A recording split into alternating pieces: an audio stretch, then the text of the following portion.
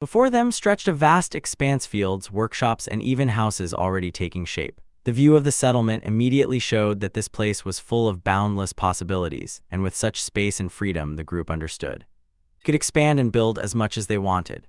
The girls watch in quiet amazement as the air fills with determination. Faced with the fragility of the world on the surface and the looming threat, the choice becomes obvious. This place will become a refuge, a new home where people can live in safety and peace, protected from destruction above. The vision quickly comes to life as people work together. Houses rise, paths are laid, the empty land fills with life. Amid tall buildings and a majestic tree in the center of the settlement grows a lively place where everyone lends a hand, and through joint efforts the new village begins to flourish. As a child, he, eyes shining, enthusiastically told about a new game with branching paths, a rich world, and many endings. At home, his father speaks passionately about game development. As soon as this topic is touched, he glows with excitement, and nearby sits his mother, always gentle and smiling. He grew up warmed by their love and sincerely values them both. But in his second year of high school, everything suddenly turns upside down. The sudden loss of his parents left him standing before their gravestone. The weight of grief suddenly crashed down on him. Unable to bear the pain, he shut himself off for years, isolated from the world, and his life slowly went downhill. Loneliness devours him. He nearly loses the will to live on. In the silence and among memories, eventually something appears that fills the emptiness in his heart. The game left by his parents becomes a precious keepsake for him, and when he sits down to play, it slowly begins to change his life. Resolutely determined to move forward, he immerses himself headfirst into studying programming and eventually gets a job at a gaming company, while the desire to continue his parents' work and create an incredible game drives him to work tirelessly at his desk. The relentless efforts take their toll, and one day, suddenly he collapses at work. Leaving his colleagues in panic, calling for help, he, exhausted after several sleepless nights in a row, finally reaches his limit. Colleagues rush to him, and in his dim thoughts his parents appear, full of quiet regret and apologies which he barely utters, and darkness engulfs his consciousness. And the scene shifts to a distant mansion in the rain, as if hinting at the beginning of something new. On a rainy night near a huge estate, two maids found an abandoned baby at the entrance. The infant was crying and clearly confused. They hesitate, not knowing what to do in this unexpected situation, realizing they cannot just leave him there in the rain. They gently pick him up and decide to care for the helpless baby. The abandoned baby, soaked in the rain, cries helplessly as he is picked up and given shelter. Time passes. The child grows up in the town around the great mansion. After 26 years, he wakes up as an adult, lying in bed and slowly coming out of sleep. Morning arrives in the bustling town. Someone repeatedly tries to wake Nino from his deep sleep, ignoring the calls and asking for a few more minutes. He continues to rest until suddenly an energetic girl bursts in and shakes him with all her might, not letting him sleep any longer. A sudden attack throws him out of bed. He falls to the floor with a crash. Groaning after the sharp awakening, he raises his eyes with distrust and grumbles, wondering why they can never wake him up properly even once. The noise does not subside. The girls scold him for oversleeping and warn that he will be late. Realizing this, he finally gives in and instantly jumps out of bed. Downstairs in the lively house, everyone is already awake. A cheerful man joyfully calls out that breakfast is ready.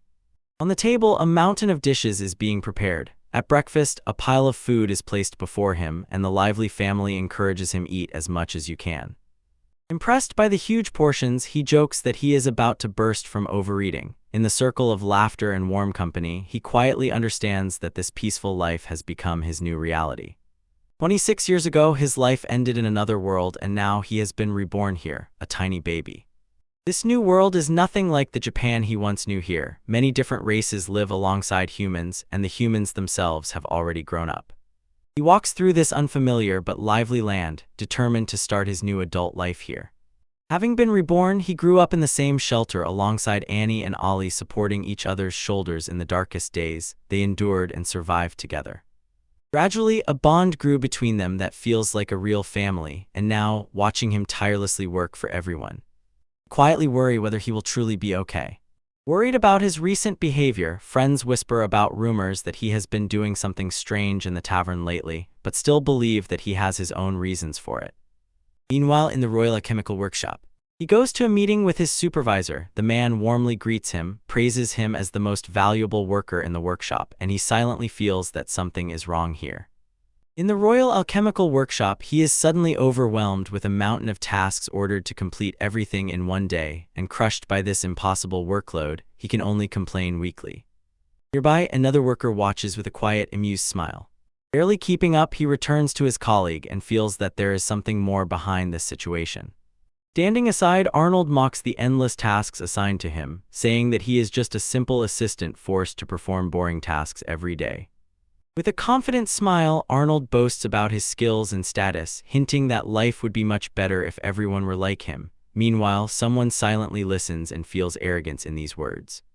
Arnold proudly performs a brilliant alchemical transformation. He draws a complex magical circle and in an instant creates an exquisite artifact. The performance excites others. They praise him as the best this semester, and he looks calmly, almost uninterested in the spectacle, quietly saying that he himself could not do that.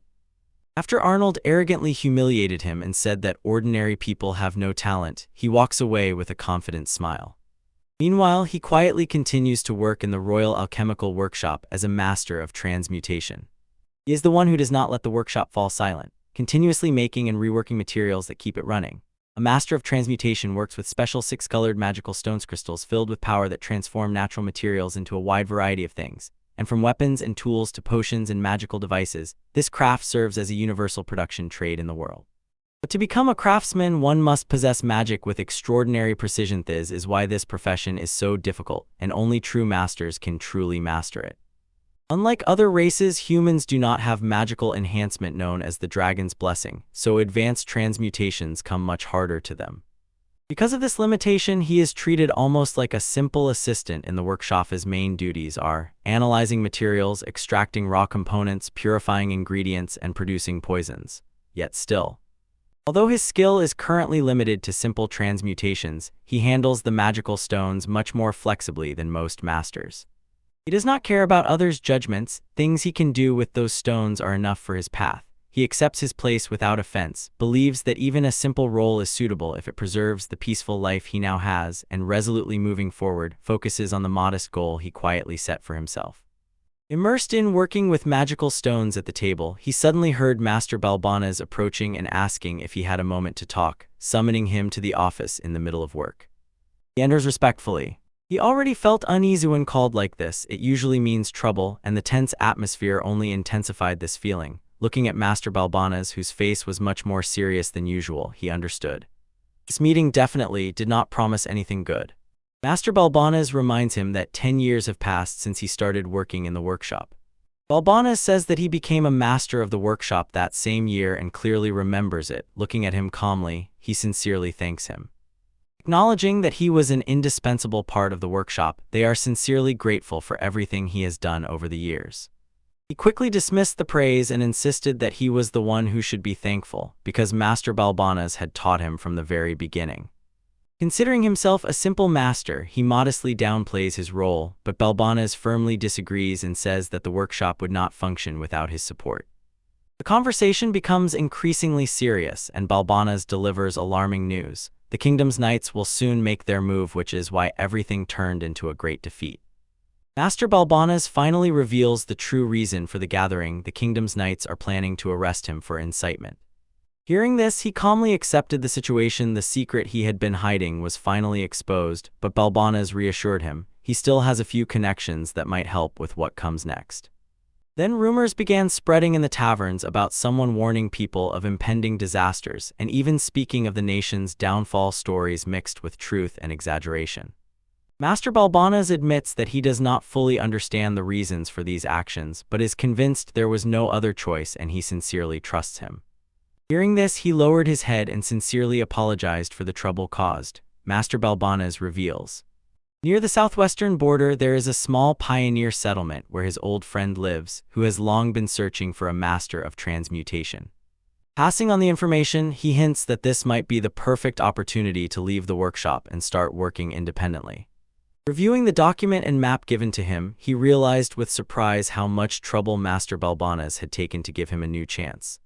The location of the remote pioneer village catches his attention, and he silently gazes, studying every detail. Noticing his hesitation, Master Balbana's asks if something is wrong and wonders if he really intends to leave. Without hesitation, he accepts the offer and says it will be an honor for him to take this opportunity.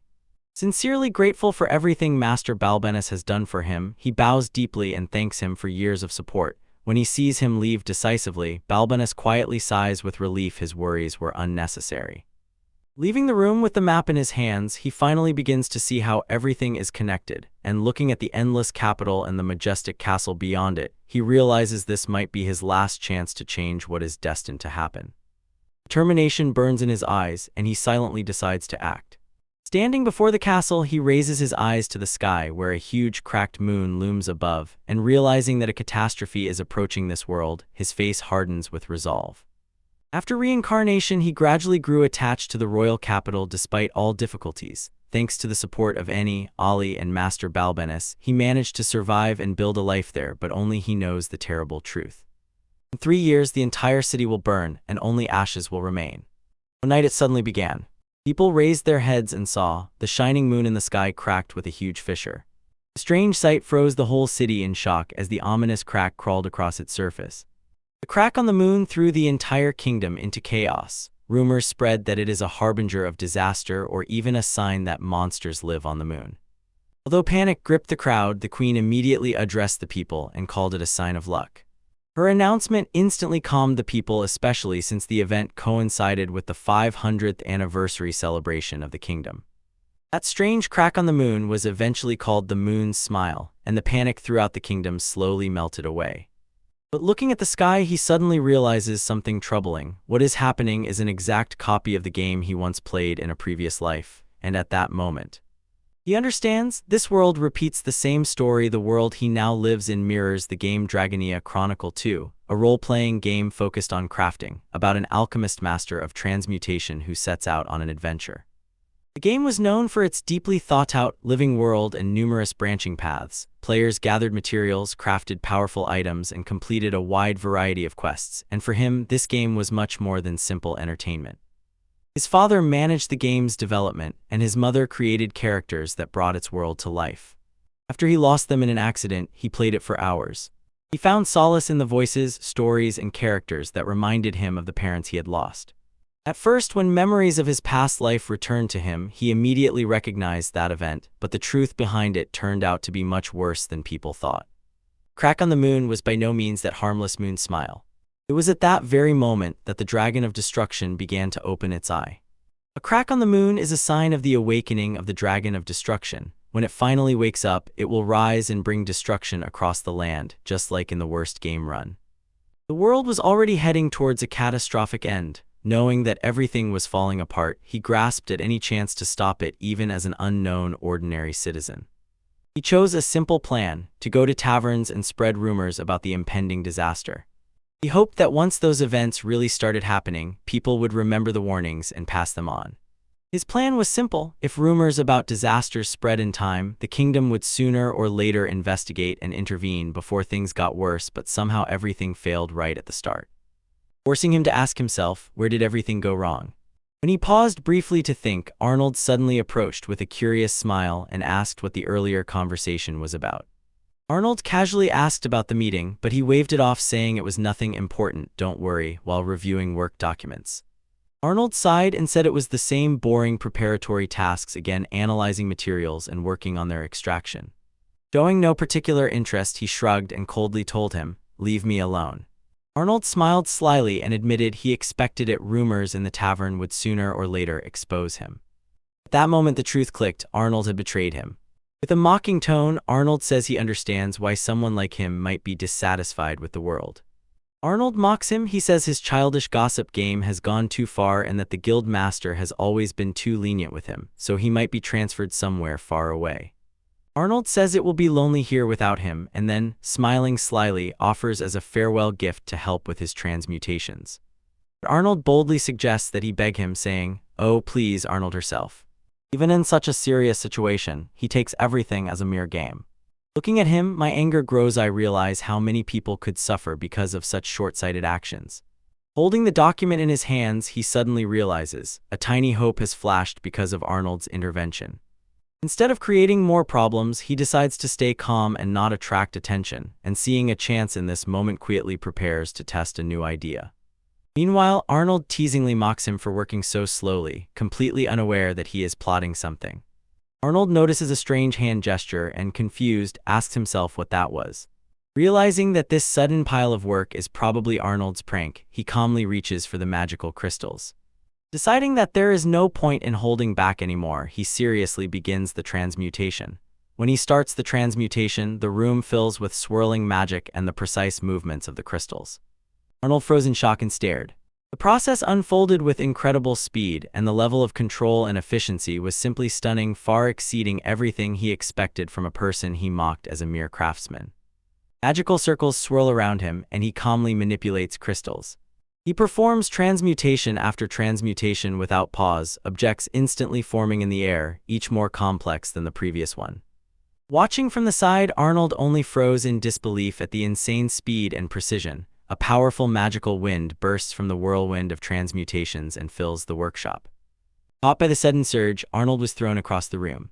He crashes into a pile of boxes and tools. When the chaos subsides, he calmly finishes the task and quietly sighs while the room lies in disorder.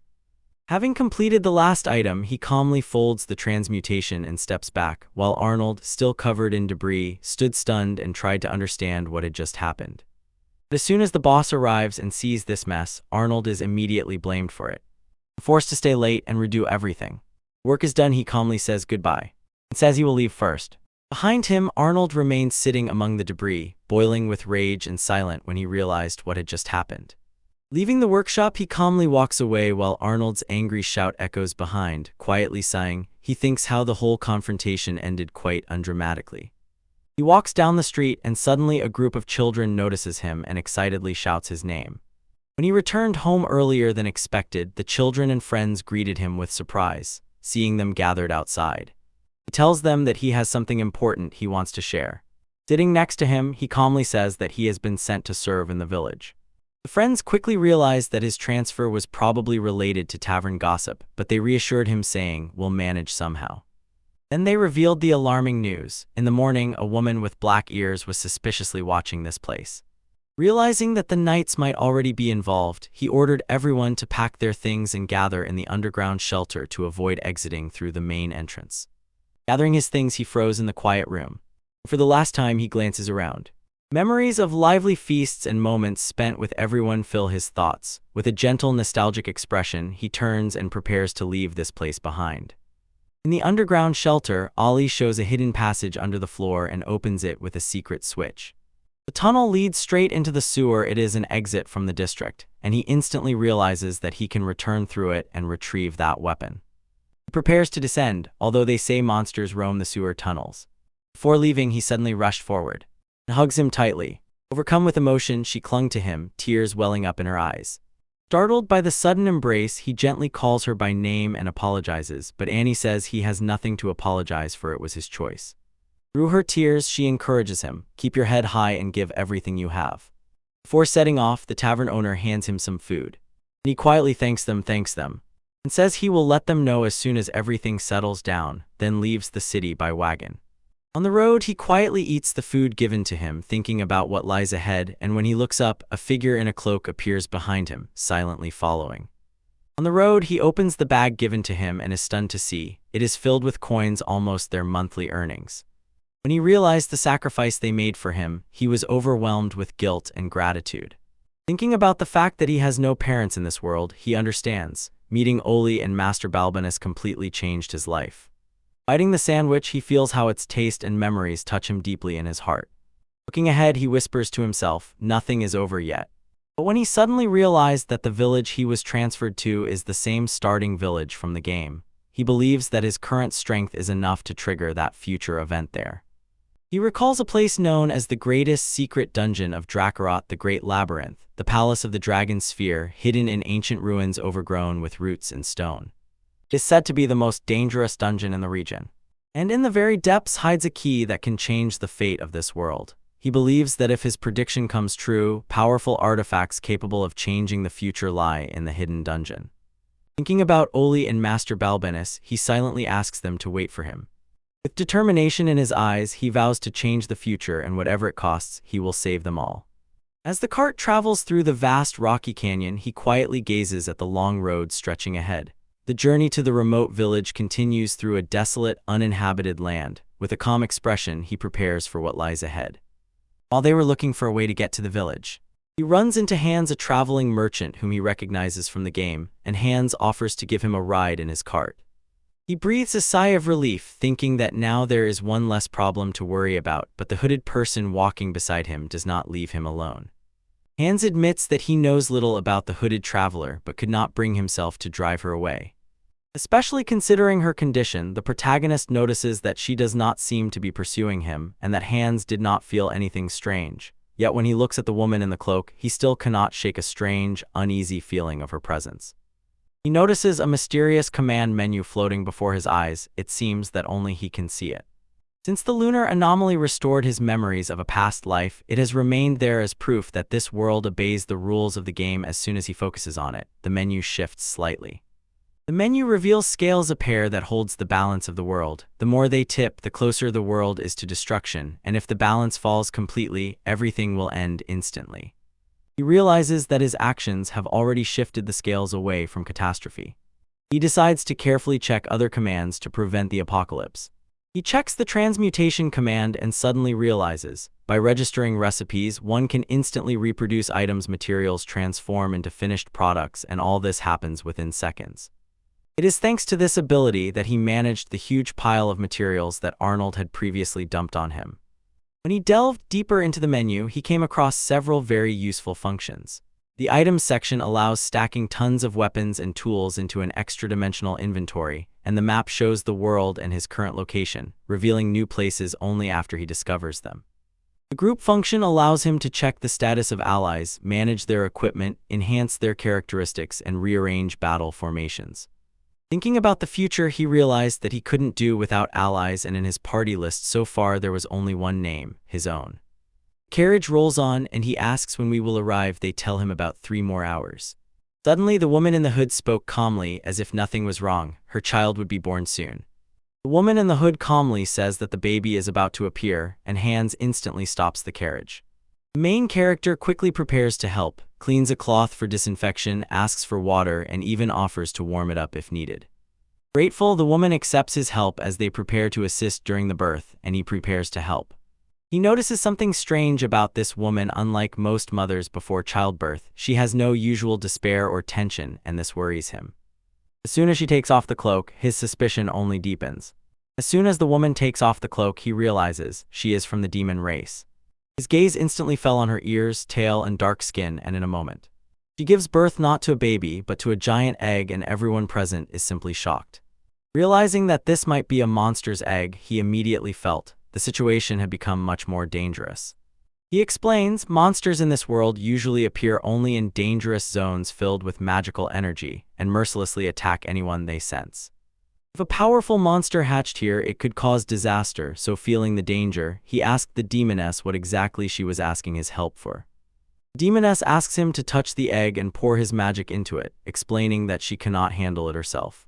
Trusting her, he concentrates and releases his magic into the shell. Remembering the game mechanics, he understands that filling the egg with human magic should weaken the monster's natural aggression. Determined not to be defeated, he pours even more magic into the egg, putting everything he has into it. Energy flows through the shell and the process continues. Watching how everything changes, the demon woman suddenly realizes something very important is happening. He pours more and more magic into the egg. Waves of energy burst out in bright colors, and even the demon woman froze in amazement. She said she had never seen such beauty in magic. Light spreads around them like a shining rainbow. Magic continues to flow into the egg, and colorful waves swirl around it with stunning power. The demon woman stood frozen in shock, wondering who he really was to possess such power. Just at the peak of the energy, she suddenly shouted for him to stop. The egg suddenly cracked with an explosion of energy, frightening everyone. 2 small creatures resembling dragons jump out of the broken shell and rush straight to the demon woman, joyfully calling her their mistress. Stunned by the sudden turn, he realizes with horror that the monsters have already hatched. The 2 newborn creatures instantly cling to him, say something and call out, and he, in panic and confusion, thinking they will eat him, desperately tries to push them away. Meanwhile, the demon woman calmly laughs and understands that there are twins in the egg. That's why it was so heavy. When the little creatures cling to him, he is shocked. They really can speak. Hans wonders, are they monsters since they hatched from an egg, but they do not look aggressive at all, and on closer inspection they resemble neither angels nor demons, so everyone is confused, what are they really? The demon woman explained that the brood followed him because his magic was stronger than the one she initially gave them.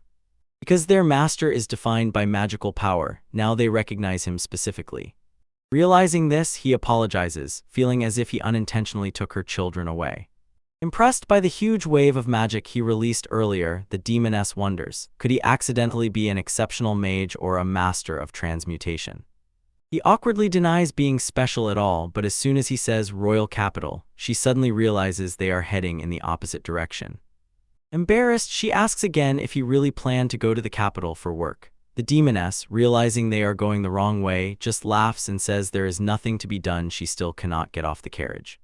Despite the mistake, she calmly says that they met anyway and, smiling gently, adds that it seems like fate. Feeling how she talks about fate, he suddenly realizes who she really is. The girl matches one of the main candidates for the heroine role from the game. A powerful monster tamer who later masters the art of subduing them. She seems naive and often gets lost, but eventually joins the main hero's team. Recognizing her, he suddenly shouts her name, Paula. Stunned, she looks at him in shock and asks how he could have found out about it. Even the small creatures near her paws felt this unexpected moment. Paula looks confused and asks where he knows her name from. Suddenly he realized that he accidentally said it out loud. For a moment panic grips him, he tries to hide it and awkwardly claims that he just has a natural ability to know people's names. Paula gladly accepts his explanation and enthusiastically praises his incredible power, and he wonders how she believed it so easily. It was then that two small creatures called him and happily ran up. Looking at them, he understood that their names were Yarrow and Ku, and they happily hugged him, repeating these names. Paula enthusiastically praises these names, and he suddenly notices that something is not right here. Somehow they became members of his party. Remembering, he feels that it happened exactly at the moment when he was previously pouring his magic into the egg, and the chicks seem happy with their new names. He decides to come to terms with the situation. With curiosity, he asks Paula why she is heading to the royal capital with such a dangerous egg. She explains that her uncle lives there and he was the one who encouraged her to go alone, so she decided to visit him and thank him. Paula said that this egg supposedly belonged to a legendary beast, the very embodiment of destruction, which was always kept under the strictest guard, but she believed. If she wants to break out of her protected life, take it with her on the road, it is worth the risk, so when she left home, she secretly took the egg as her companion. Hearing this, he suddenly realizes how brave her choice was. Paula gently turns the question to him and asks what made him embark on this journey. When Paula asks why he is traveling, he freezes for a moment. First, he almost blurted out that he wants to save the world. But he quickly restrains himself, corrects his words, and says that he actually wants to save his family. Hearing this, Paula raised her eyebrows in surprise. His answer intrigued her, and when he accidentally mentioned saving the world, she suddenly realized that his goal might be much bigger than he initially said. Embarrassed, he immediately tried to brush it off, insisting that he is doing everything only for the family and probably said too much. Paula calmly accepts his explanation. Although she seems thoughtful, a thought flashed through her mind that the strong sense of destiny she felt earlier might not have been a mistake, and she wonders if this meeting, perhaps even prompted by her uncle Leocardio, was destined. Paula reassures him that everything is fine, and then suddenly asks if she and her newly born monsters can join his journey. She says that she initially planned to travel alone but is ready to change her plans. Upon hearing the offer, he thinks about how much having a skilled monster tamer nearby would help his plans. Paula calmly explains that she has already accomplished what she set out to do on the journey. Now that the goal is achieved, it is not difficult for her to change her plans. Although her intentions are still shrouded in mystery, she seems sincere and reliable. Seeing her confidence and willingness to help, agreeing to her request begins to seem quite reasonable. Paula happily accepted the offer and said with a smile that she also looks forward to working together. Having agreed, they set off on the road together as companions of one journey. Soon the carriage approached the hill above the town, and the coachman shouted that their destination was finally in sight. As they approach the village, he says that he is overcome with nostalgia. He recognizes this village as the one where it all began, and Paula asks if he knows it. He simply replies that more or less, and memories of the village surface familiar faces, gossip and conversations from the past that remind him of the people who once supported him and the quiet life he left behind. Familiar villagers come to his mind, the blacksmith Hamo, Oijin, a person who loves gossip, and Ute from the tavern. Memories of that lively community surged, and hope flared within him that he might meet them again. Watching his reaction, Paula feels how important this place is to him, and gently notes that the village must be very dear to him. Just as the carriage enters the village, a disturbing scene unfolds. Several villagers have fallen to the ground, clutching their heads or lying unconscious. Others sit huddled against the houses, weak and clearly in pain. Once lively, the village now seems quiet and uneasy, as if something suddenly struck the entire community. Hearing Paula's call, they hurriedly head to the nearest river and, to their horror, the riverbed is almost completely dried up. Only a thin stream of water remained. In the village, they explained the strange state of the village and hinted that something unnatural had sucked the river dry. While they were inspecting the place, a villager approached them, recognized him, and said that Balbanas had already spoken about him.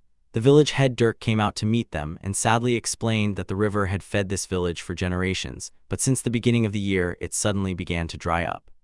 Hearing this, he realizes that the situation is repeating the same path that led to a bad end. It was there that the first major anomaly occurred after the awakening of the Dragon of Destruction, and it was connected with water. He understands drought in the village can lead to hunger, decline, and great disaster. If this is left unresolved, it may accelerate the destruction of the world. It is necessary to find out how the state of the village is connected to the balance of the world. He decides that he must act. After he collapsed exhausted from fatigue, he wakes up and feels a strange warmth. His vision slowly clears. He sees Paula, who is smiling from above and teasing, "Did you finally wake up?" When he realized that he had fallen asleep from exhaustion and had been lying on Paula's knees the whole time, he quickly apologized in embarrassment, but she calmly said not to worry and that he looked very tired. But gathering his strength, he thinks about how things are getting worse in the village and about the many people he still needs to meet. Before setting off, Paula hands him a hot bowl of barley porridge and kindly asks if he slept well. Inside the tavern, he suddenly recognizes the owner. Yuta turns out to be Hans's older sister. She says she heard about his journey from her younger brother, and nearby life is bustling. Villagers argue and joke, proving that despite all the village's troubles, everyday life goes on. In the tavern, familiar faces warmly greet him. Oijin and Gamo enthusiastically offer food from their farms, and others warmly welcome him back, although the village had a poor harvest. This lively gathering reminds him of the kindness of the people and the strong bonds of the community. Yuta explained that everyone is in high spirits after all. A master of transformations visited the village for the first time. The villagers gathered around with hope in their eyes, believing that his presence could help solve their problems. In a moment, everyone sits together at the table. They shared warm food and lively conversation.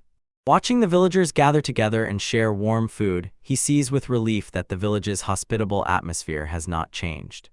But he knows well, if nothing is done, the village will eventually fall apart. Realizing this, he quietly decides that he cannot allow everything to remain as it is. He remembers that to save the village, he needs to reach one special place, but he cannot recall exactly where it is.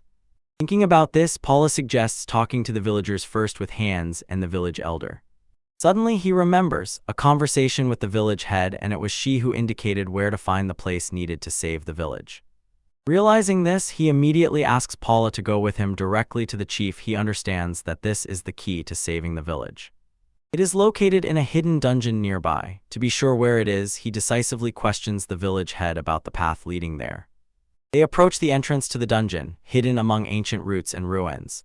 Knowing that monsters could appear at any moment, he called out to everyone to be on alert while they prepared to move deeper.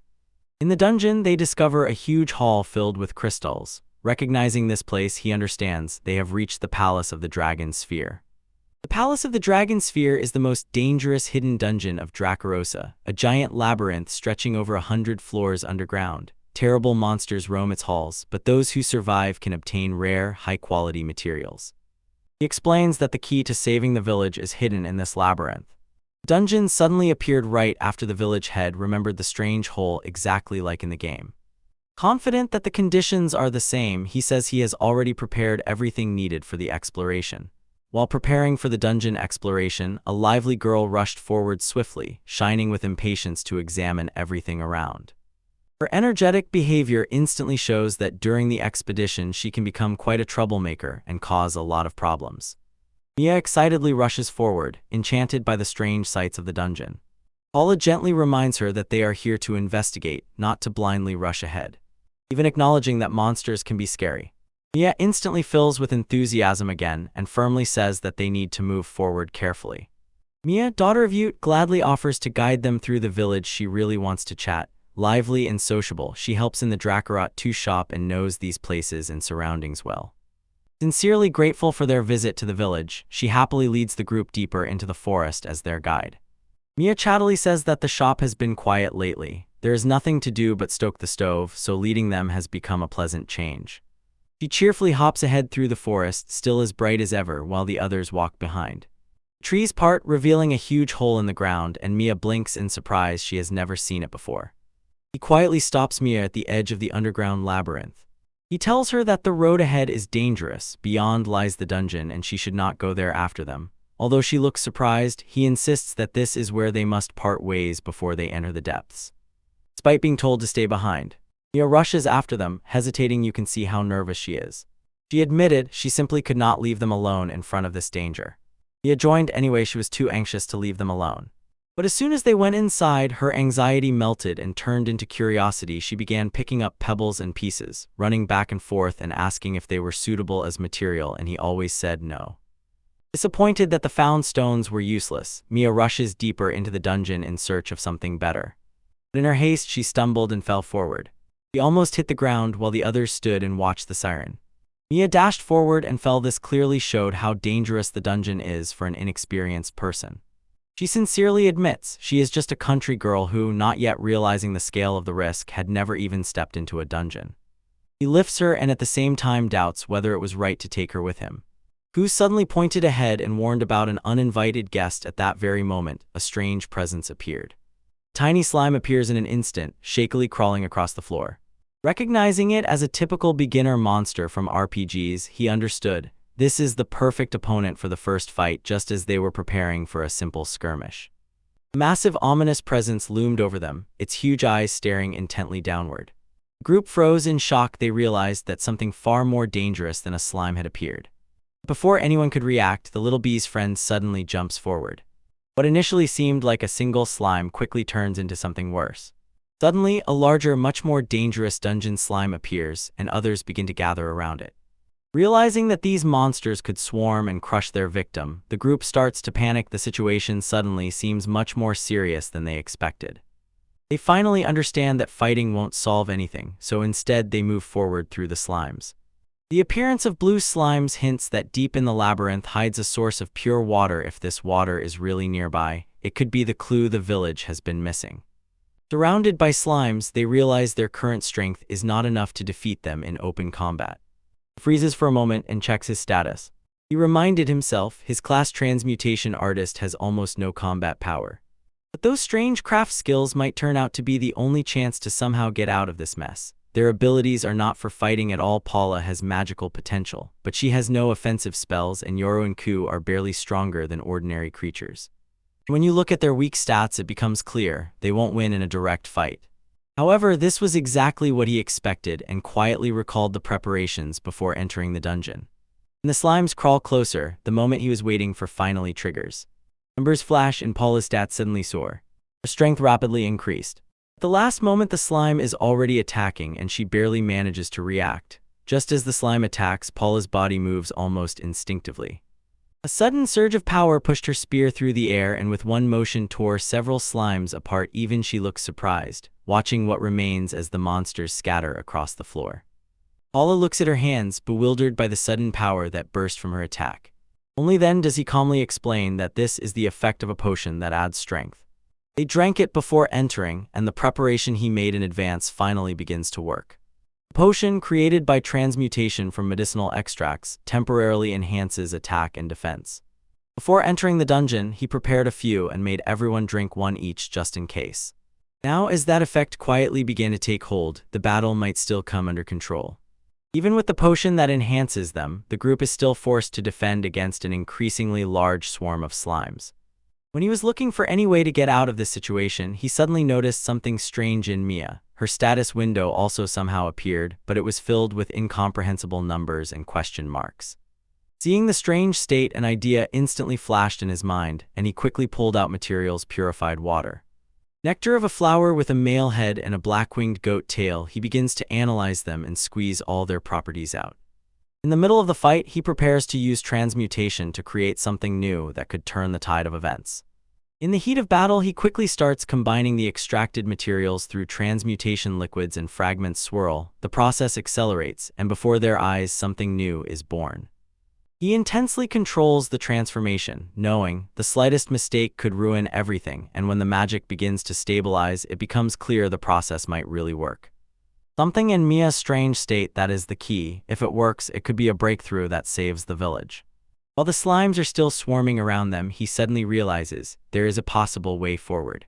Not relying solely on strength, the answer might lie in Mia and that strange status she was hiding.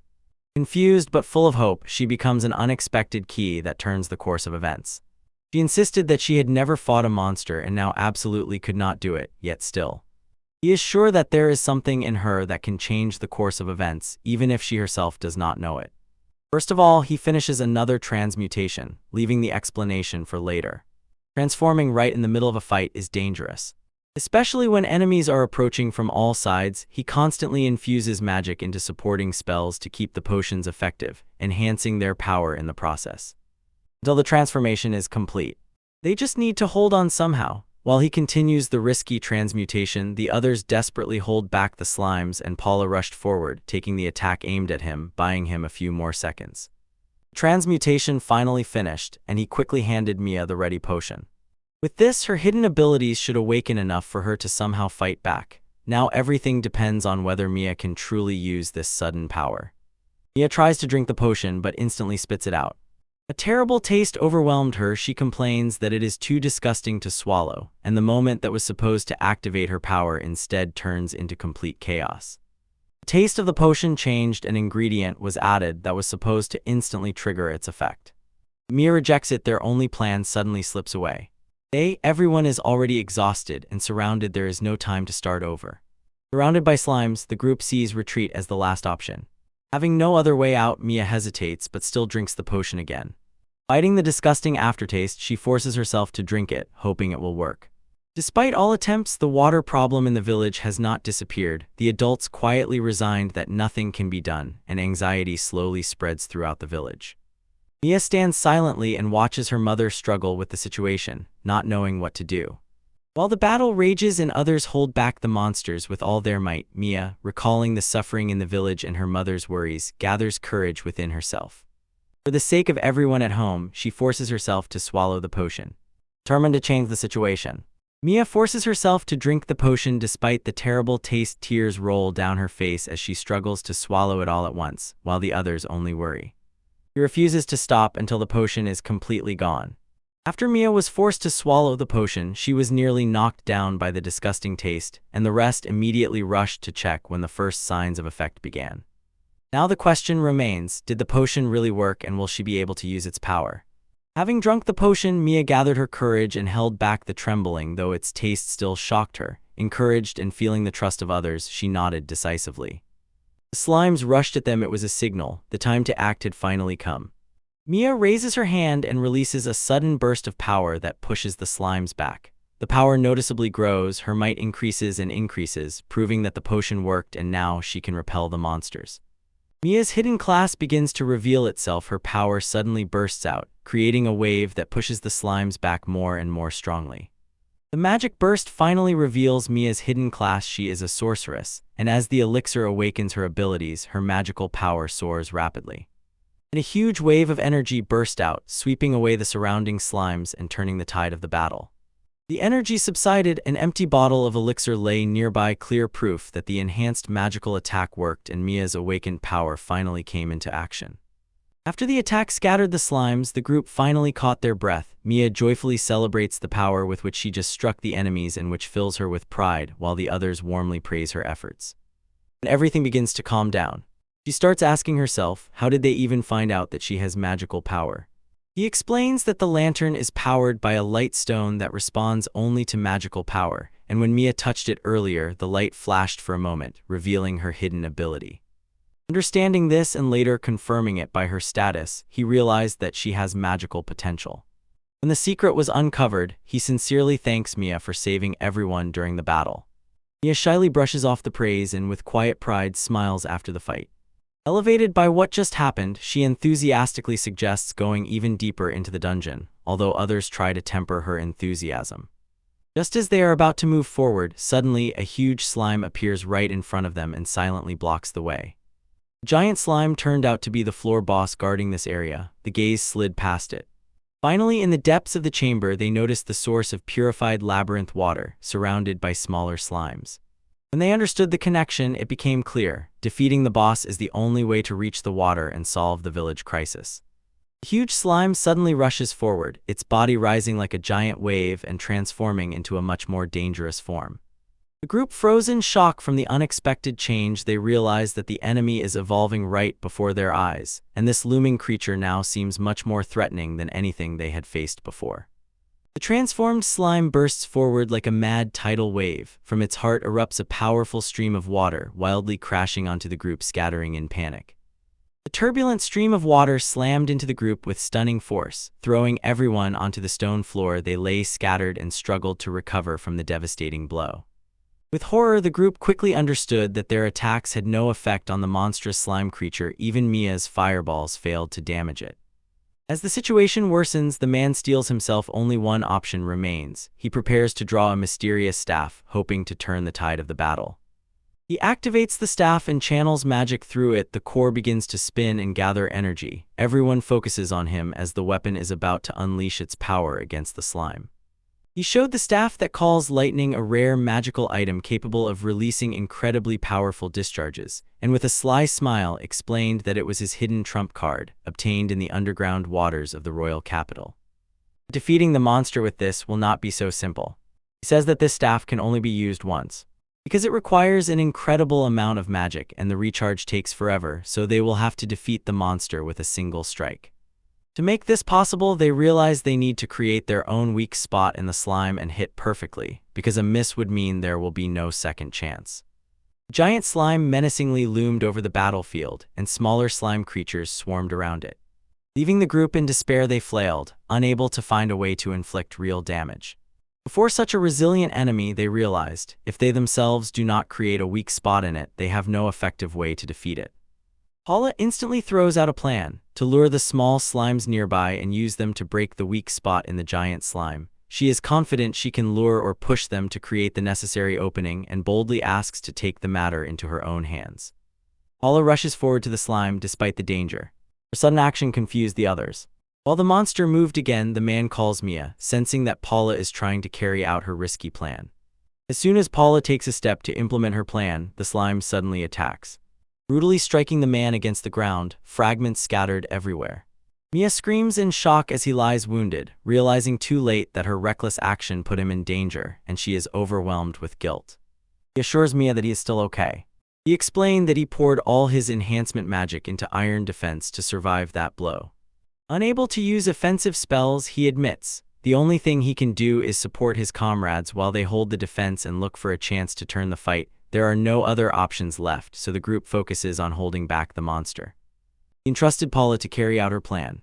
While the battle raged and the small slimes stirred on the battlefield, Paula walked forward with quiet determination, preparing to open the gap they so desperately needed.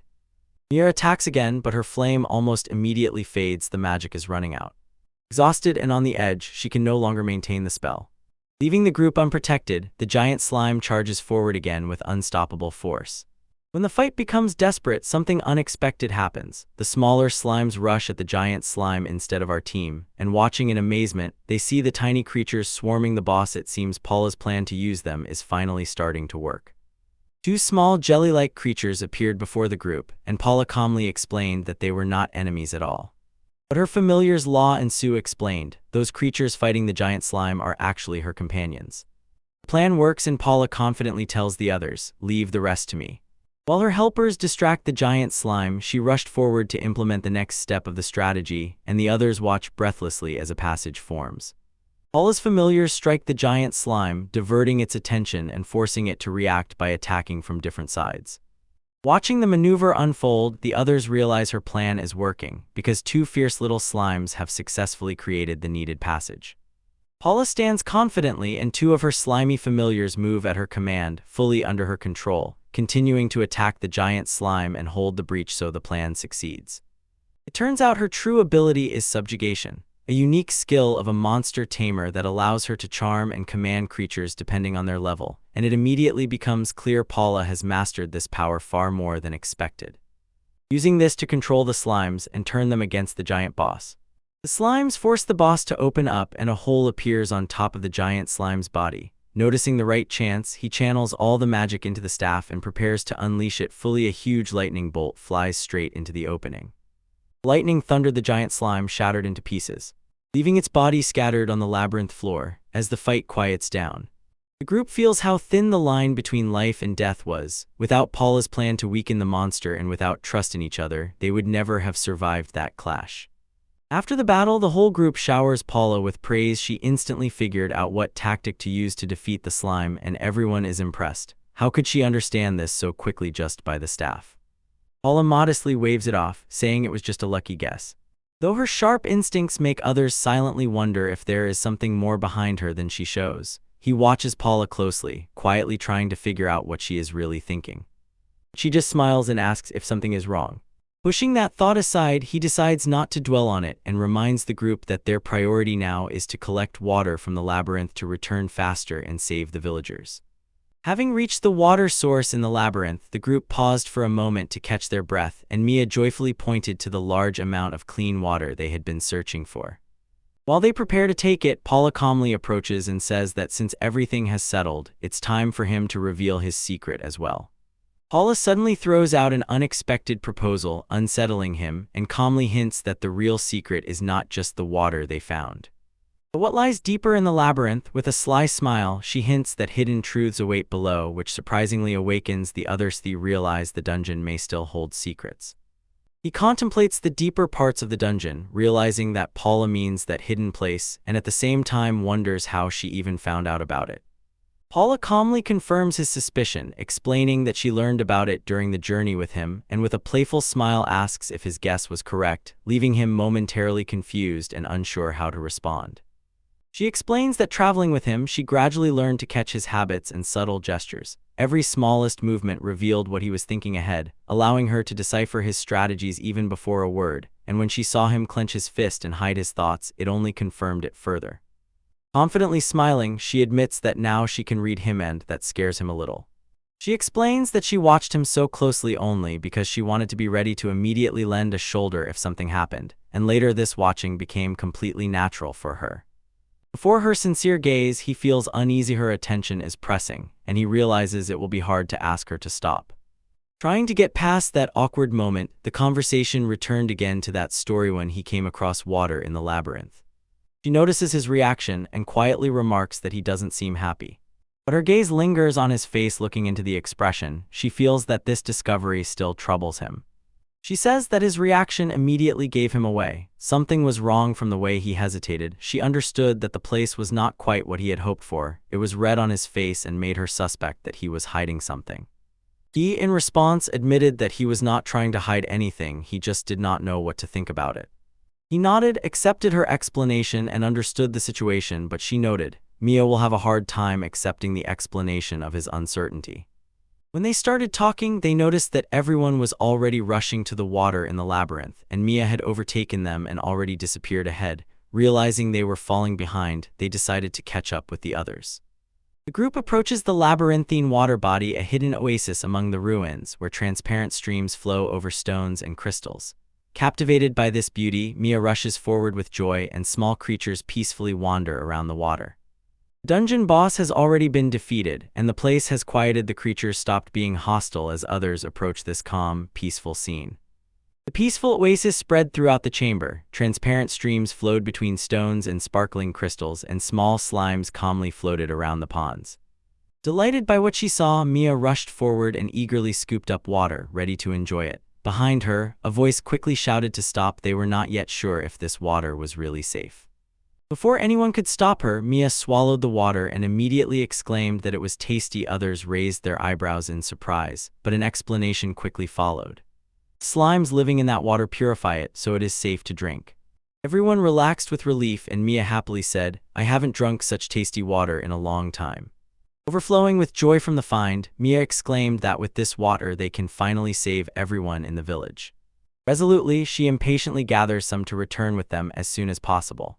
But while others are admiring her enthusiasm, a shadow of anxiety appears in the air. Noticing this, Mia looks around and asks what is wrong, feeling that something is troubling him, and when she celebrates the discovery, the true nature of the situation is revealed. Only the waters from the labyrinth are not enough, they will not suffice to save all the villagers.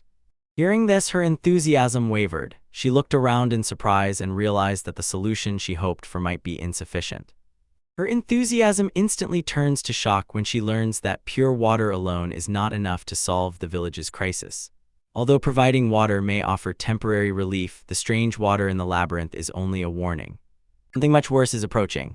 To truly save everyone from the impending disaster, they will have to continue the journey and reach one place, a place whose existence still needs to be confirmed. He apologized, saying that he never wanted to hide anything from her. The truth is just hard to accept. The group froze. Mia lowered her head, trying to comprehend what she had heard.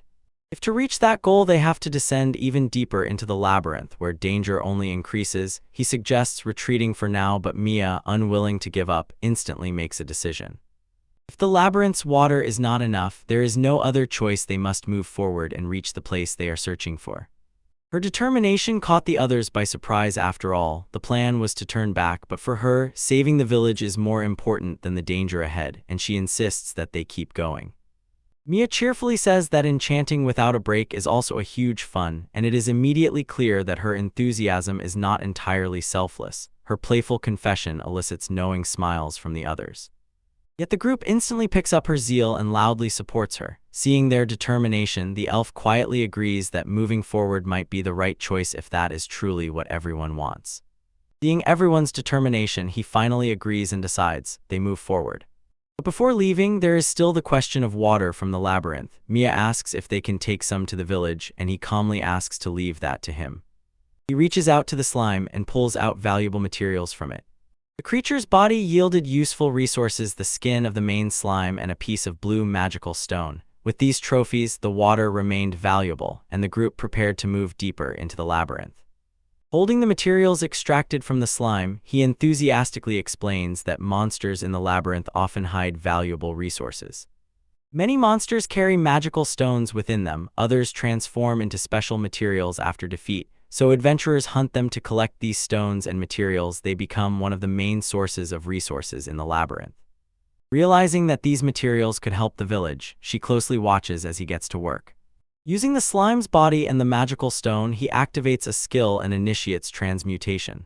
The materials instantly react, merge together, and the energy forms something entirely new from them. Transmutation is complete, and a new item appears before their eyes: a bag made from slime skin. The elastic material allows the bag to stretch and compress freely, so it amazingly increases its capacity and can now hold much more water from the labyrinth than before. Excited by this solution, the group realizes they can finally bring a lot of water to the village. Suddenly, she understood that the labyrinth water itself could become a material for transformations, meaning the more of it is carried, the more useful it becomes. Inspired by the idea, the mood instantly turns into competition, and the fired-up Mia declares that she will not lose. The elf calmly accepts the challenge. Soon, the two turn the task into a competition who can bring more water, and this causes restrained concern among the others. Both impatiently rushed to collect water and asked for more sacks to be prepared. He watched as they enthusiastically rushed forward, barely believing his eyes, recalling that they only needed to collect water. While Mia is filling the bag, she suddenly feels something strange under her fingers. The fabric is different, and she pulls back in surprise. When Mia tries to scoop water, the strange texture of the slime bag prevents her from gripping it properly. The slippery material slips from her hands, and she struggles confusedly, trying to control it. Observing, the elf calmly lifts another sack and immediately feels how soft and flexible it is, realizing that if held carefully, it fits perfectly in the hands, though it has a strange sensation. Hugging the slime bag to herself, the elf woman excitedly felt its incredible softness and elasticity, joking that this sensation made her whole body seem to melt. Completely distracted, she absent-mindedly begins to enjoy this strange material, and he, seeing this, reminds her to focus. They were supposed to be collecting water. Realizing what she was doing, she instantly comes to her senses and prepares to continue the task. Determined to help the village, Mia forces herself to keep collecting water, though this slippery lump feels very unpleasant in her hands. Nearby, the elf is equally seriously focused, as if this is an important mission. Both began collecting water with burning determination, each trying to gather as much as possible. Seeing their excessive zeal, he quickly warned them to slow down, reminding them that the sack has its limits and could tear if they overdo it. He warns them not to overdo it, but the two continue filling the slime sacks with water. The tension becomes too strong, and one of the overloaded sacks suddenly bursts. Water is gushing everywhere, the sack tears. They froze in shock, and he shouts in despair. The torn sack drenches them both. Mia falls onto the wet ground, and the elf sighs over this mess. Watching the scene, he just stood, not believing his eyes, looking at the two of them and at the mess. He sighs deeply and suggests starting all over again. Both shyly smiled and apologized. Although an accident happened, they had already collected quite a lot of water. The group has more than enough to carry back. As they prepare to set off, Mia loudly calls everyone to move on. Suddenly they see Ku and others chewing a giant slime. This sight shocks the whole group. They hesitate whether it is even edible, and fear it might upset their stomachs. Realizing that both have the mysterious skill eat, he thought it might actually be useful.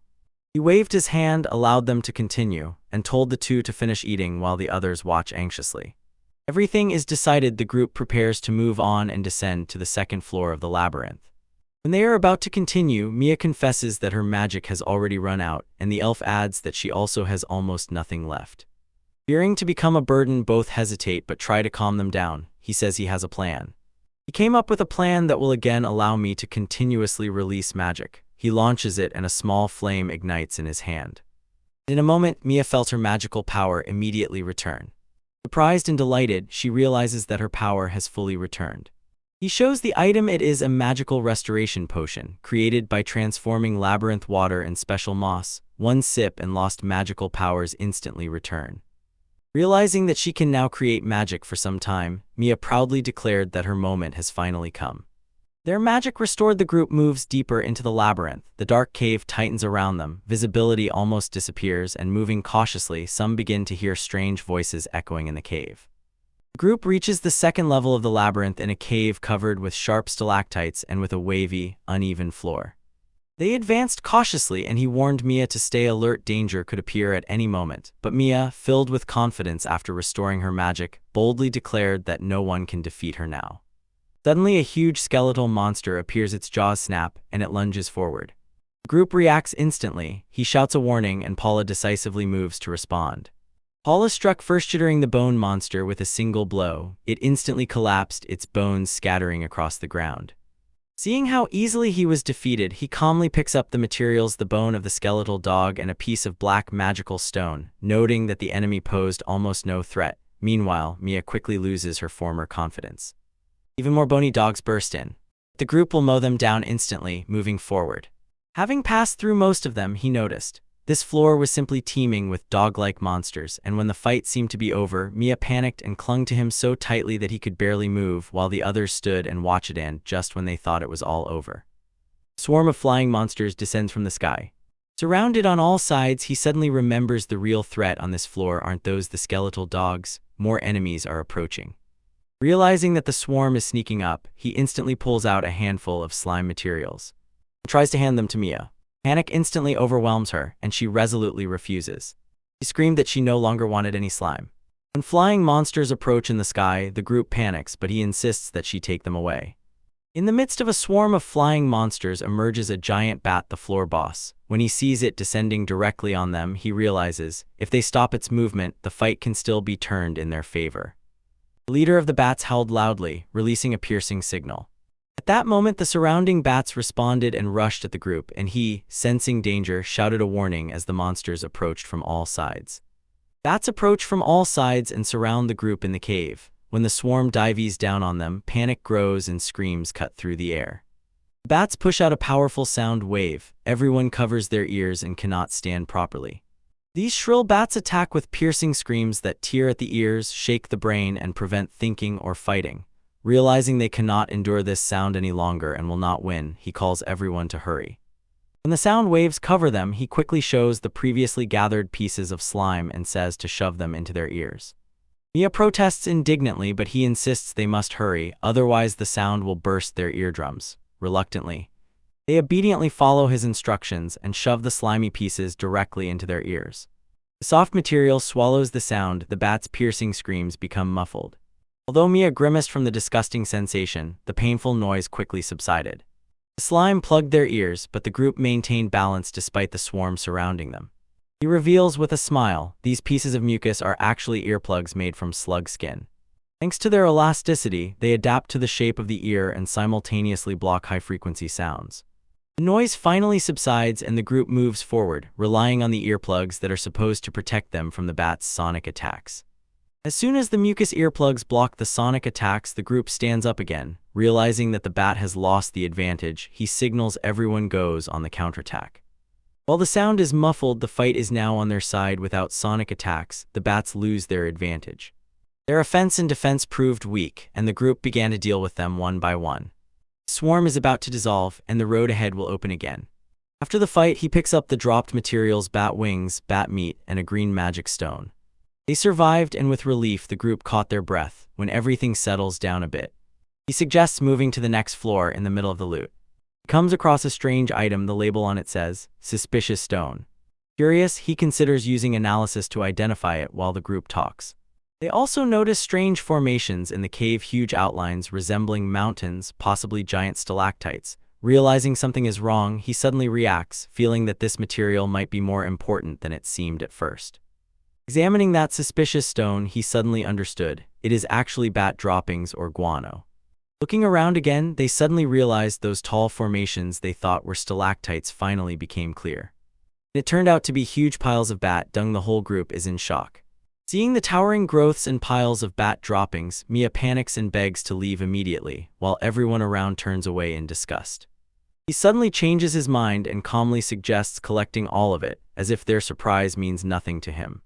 He begins to pick up the piles of bird droppings one by one, while the others stand and watch, not believing their eyes. He asks in surprise why collect such disgusting filth, and the other calmly explains, this guano actually has value. He frankly admits that he still does not know what this guano is needed for, but its rarity rating is even higher than that of slug skin. After all, the rarer the material, the more valuable it is for the village. He is confident this will definitely come in handy. The others admit that they still do not fully understand what he is thinking, but remember how a bag of slime previously helped them carry water, so.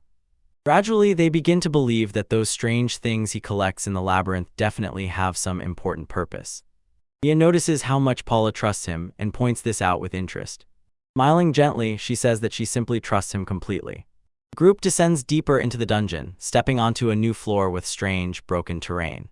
Seeing how different it is from the others, he notes that each floor of the labyrinth has its own unique layout, and realizing that you never know what dangers might appear next, he tells everyone to move forward carefully. As they moved forward, suddenly slime burst out from under their feet. The unexpected attack threw them off balance and surrounded them with jumping blobs of slime. Realizing something was wrong, he instantly suspected a monster trap and began searching for where the slimes were coming from. Suddenly, slimes began appearing all around them. One of the girls panicked. The slimes kept appearing and she couldn't stop them. The group froze in surprise, not understanding what was happening around Mia. The slimes burst one after another, and she panicked, losing control. The others rushed here, confused and not understanding what was going on. At first they thought it was a monster's status attack, but he quickly figured out the real reason and prepared to explain. He instantly realized that the slimes were not a trap. Mia had accidentally learned a new spell, Water Bubble, and water spheres began appearing around her by themselves. He explains, fighting monsters in the dungeon allows people to absorb magical energy, become stronger, and sometimes even discover new spells. The group laughs as floating water bubbles, seemingly weak and harmless, bounce cheerfully around them, but he explains that despite their gentle appearance, water bubble spell is actually incredibly powerful. The group reaches the third level of the dungeon. Cave walls are covered with huge holes. The area looks eerie. Seeing the strange landscape, they realize that monsters could emerge from anywhere, so they tense up, preparing for danger. Examining the strange holes in the cave walls, he wonders if these are the lairs of monsters. Others look at him agonized. Suddenly, Paula moves up to one of the openings, scaring the group. Suddenly, liquid bursts like a fountain from holes in the walls, assaulting the team from all sides. Realizing it is digestive juice, they panic because it splashes on them and starts ruining their clothes, and the team instantly understands they have fallen into the monster's trap. From all the holes around them, huge creatures burst out. Seeing their huge jaws dripping with acid, he instantly understood the truth. These monsters were giant worms. Holes in the cave walls are their nests. While he tries to calm Mia, the creatures begin to attack them. The grotesque faces frighten the whole group. When giant worms attack from all sides, Mia casts a water bubble spell into battle, but the shots scatter in vain. Realizing that random attacks won't work, others panic and ask the leader what to do, and he suddenly starts laughing, shocking everyone. While the giant worms approach, he calmly studies them and suddenly declares that this situation is a huge opportunity. The others are confused when he confidently says he has decided, and anxiety grows within the group. What strange plan is he preparing? Looking at the giant worm, he suddenly suggests catching it and making it a new member of their group. He even offers to take this monster back to the village.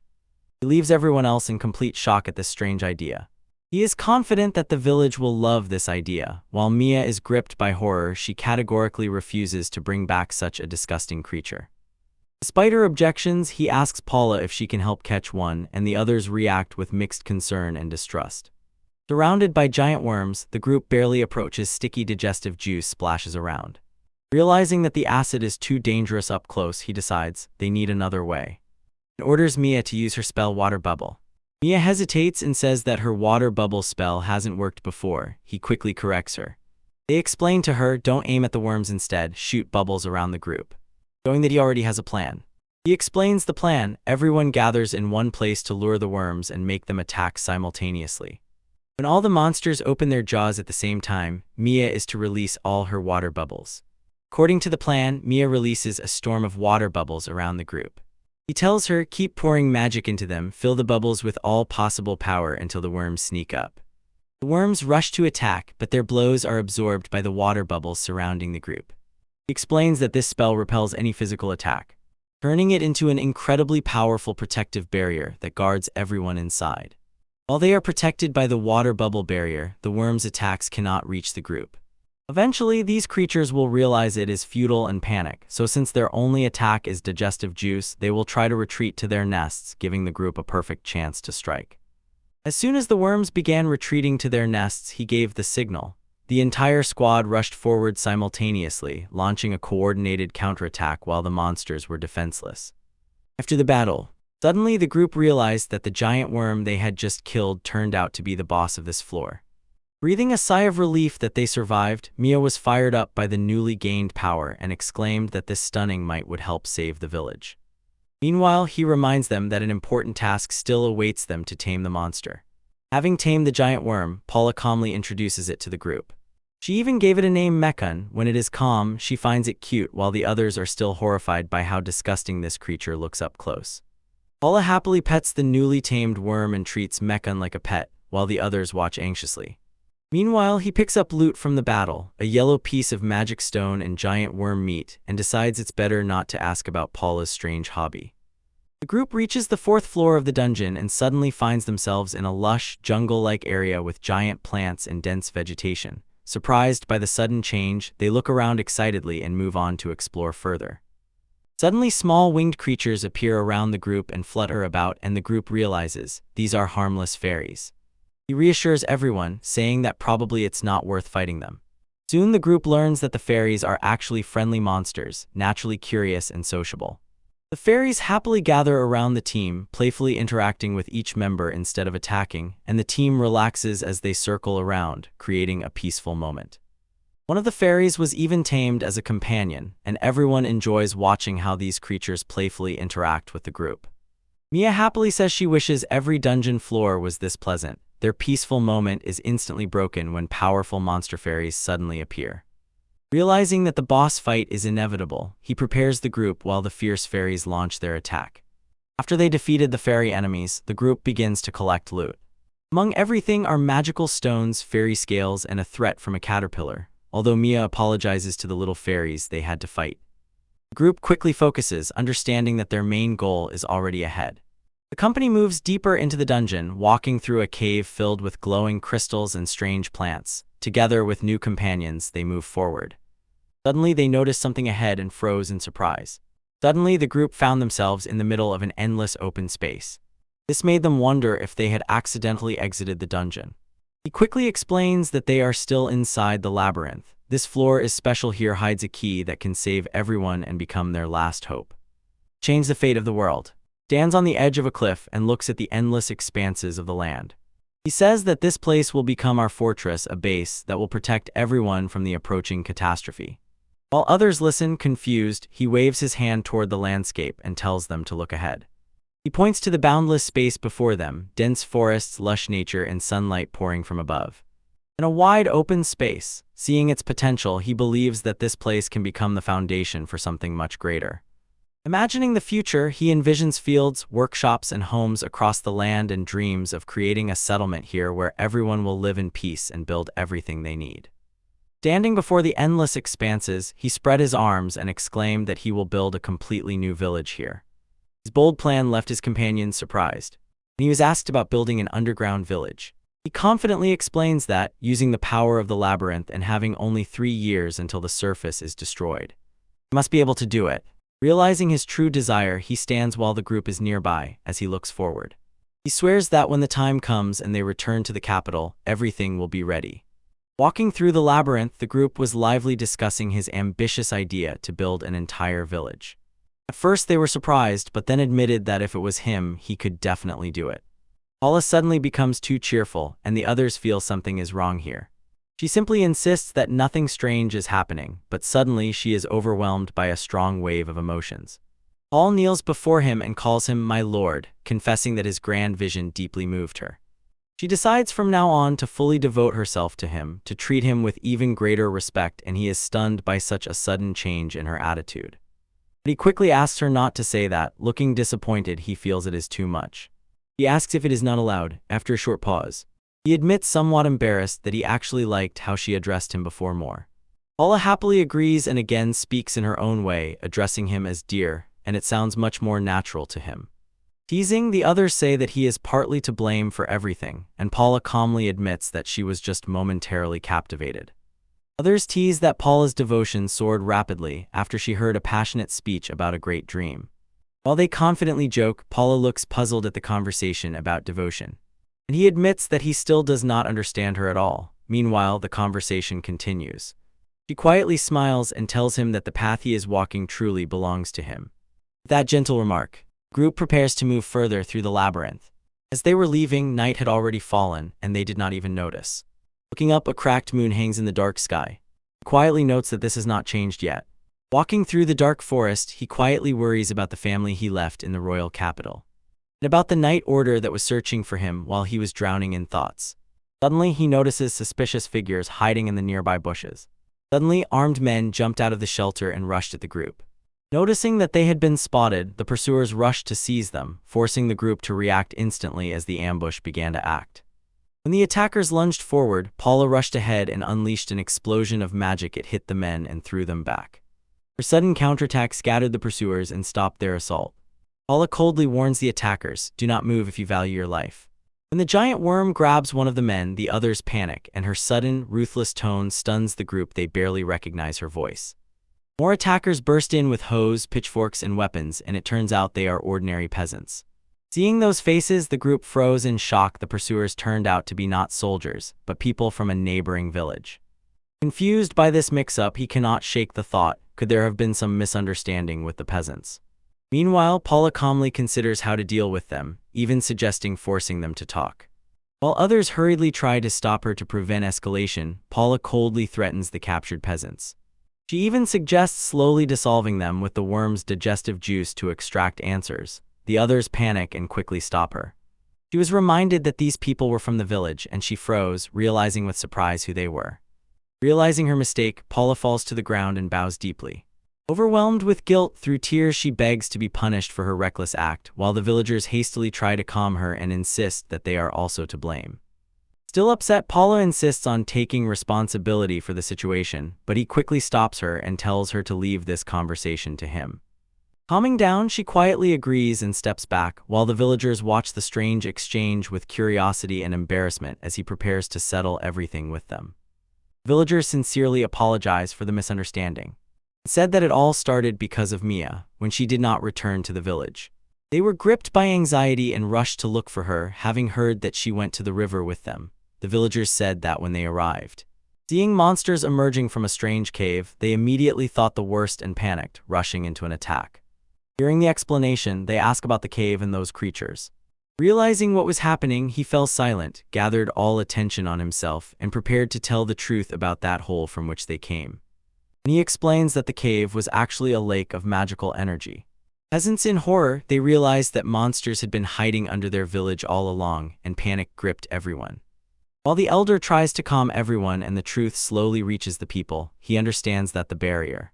Probably it had hidden this cave from foreign eyes until its very discovery, so now the peasants panic. And the crowd turns their gaze to the village elder hoping to get advice. They urgently ask what to do next, and the old man silently contemplates the situation. He suggests urgently reporting the find to the Lord and requesting a proper investigation.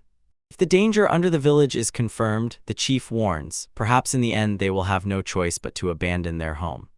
The very thought of this stunned the peasants. They responded with shock and anger at the mere possibility of leaving their home. Some blame the discovery for bringing misfortune, others defend it, reminding everyone how many years they built the village from scratch. Tension rises, and the fear that everything might end heavily hangs over the crowd. Realizing how serious this was, he recalled that even in the game the state of villages affected the balance of the entire world. Solving their problems and filling the village with happiness managed to slightly delay the approach of disaster. Because of this, the possibility of losing this village has now become especially dangerous. He understands if this village falls, the coming disaster could strike everyone at once. The thought of losing the peasants, his family, and everything they have built weighs on him as he silently contemplates the consequences. He stepped forward, asked everyone to wait, and instantly drew the peasants' attention. The determined expression on his face. He admits that they got involved in the magical energy pool to save the village and resolutely decides not to retreat. He firmly resolves to convince everyone in the village for the sake of the family waiting for him in the royal capital. He swears at any cost he will make the peasants understand the truth. He stood before the peasants and the chief himself. He firmly states that the village can still be saved. While confusion spreads around, he begins to reveal the truth about the magical energy pool beneath their village. He lifts the veil from the secret. The magical pond under the village is actually the entrance to an underground labyrinth. Place full of rare resources and valuable treasures. He shows crystals collected in the labyrinth as proof that peasants see the rare materials with their own eyes and freeze in amazement. Pressing against each other, they could not believe their eyes. Beneath their village hid an incredible treasure.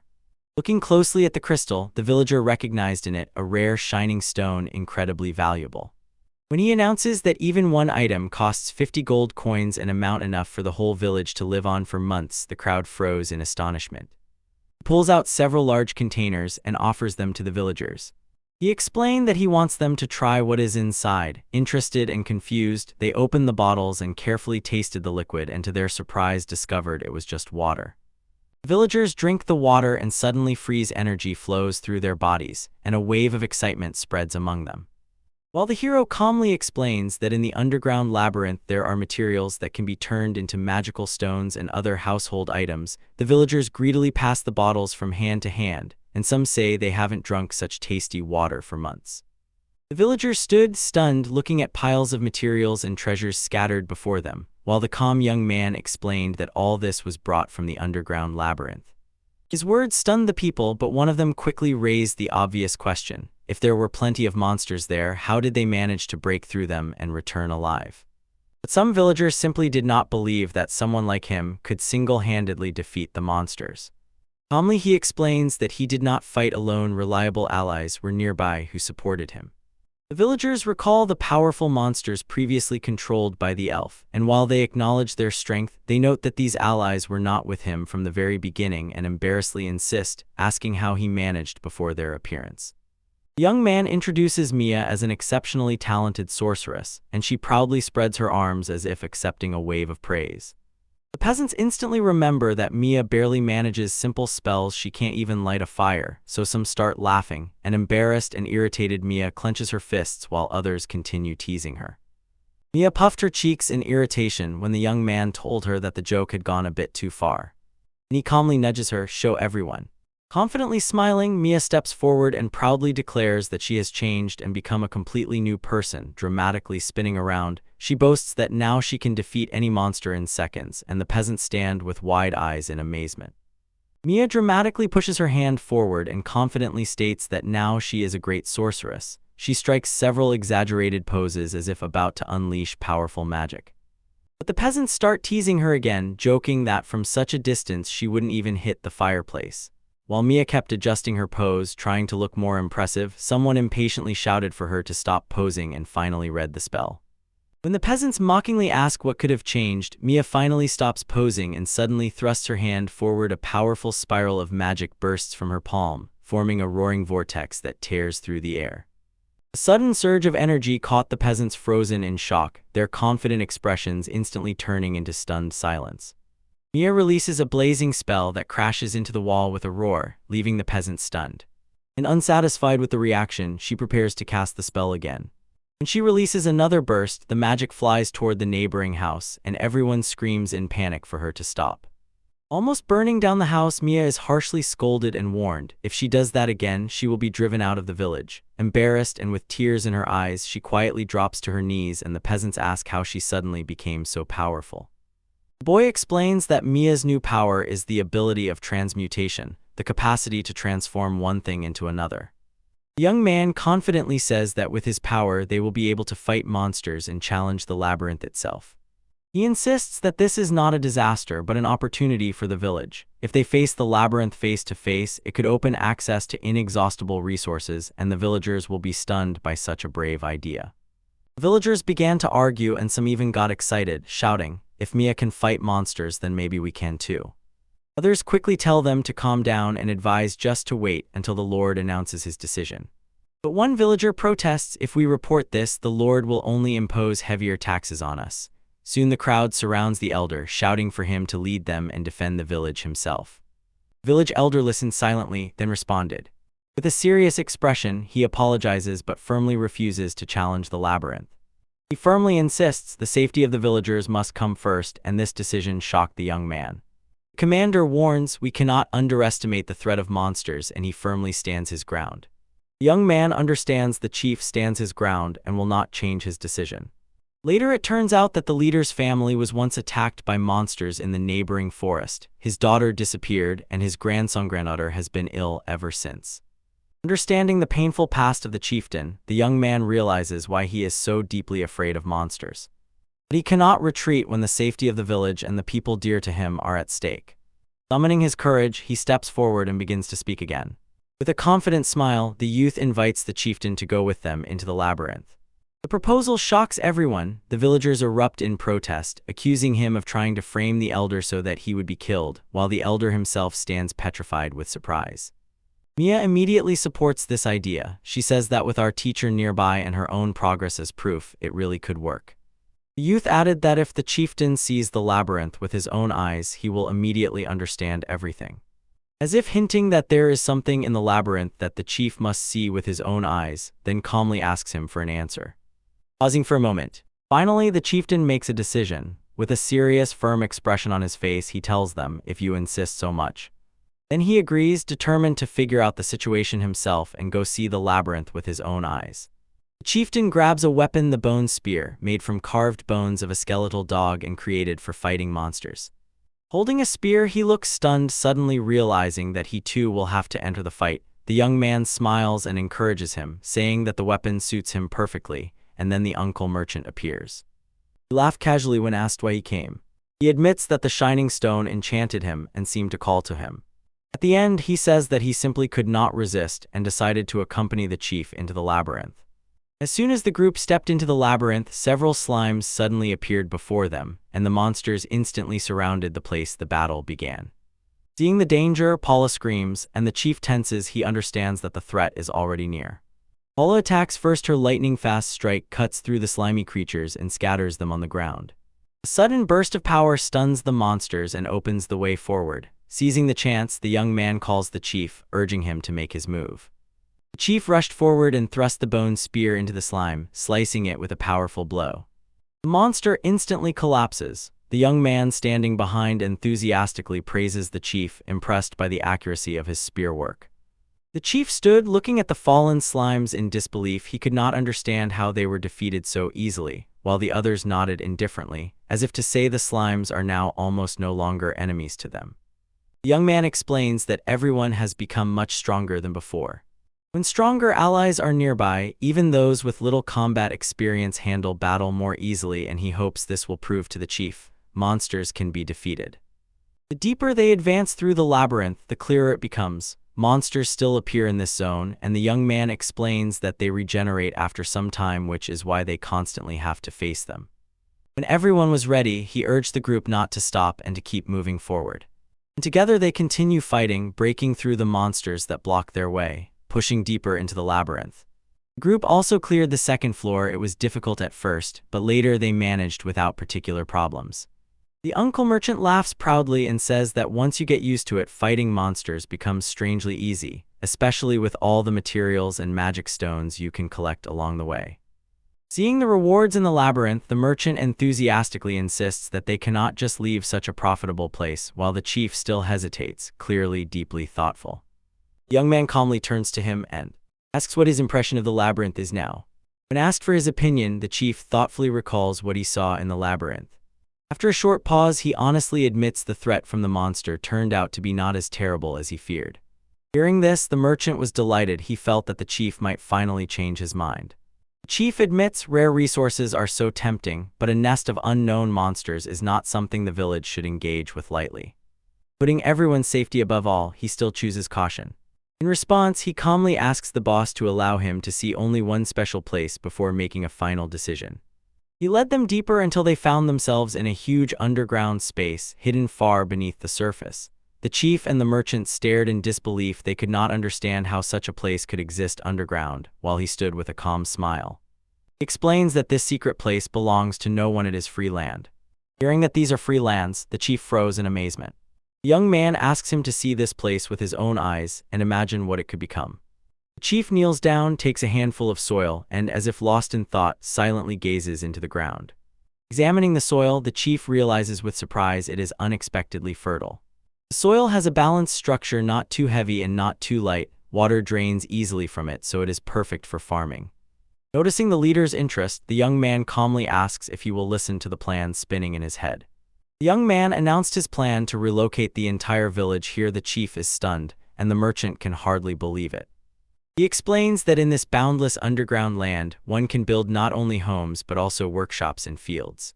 Then he quietly adds that this might be exactly what the chief has really wanted all this time.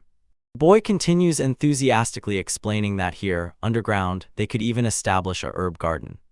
Hearing this, the leader finally grasped the true value of this place.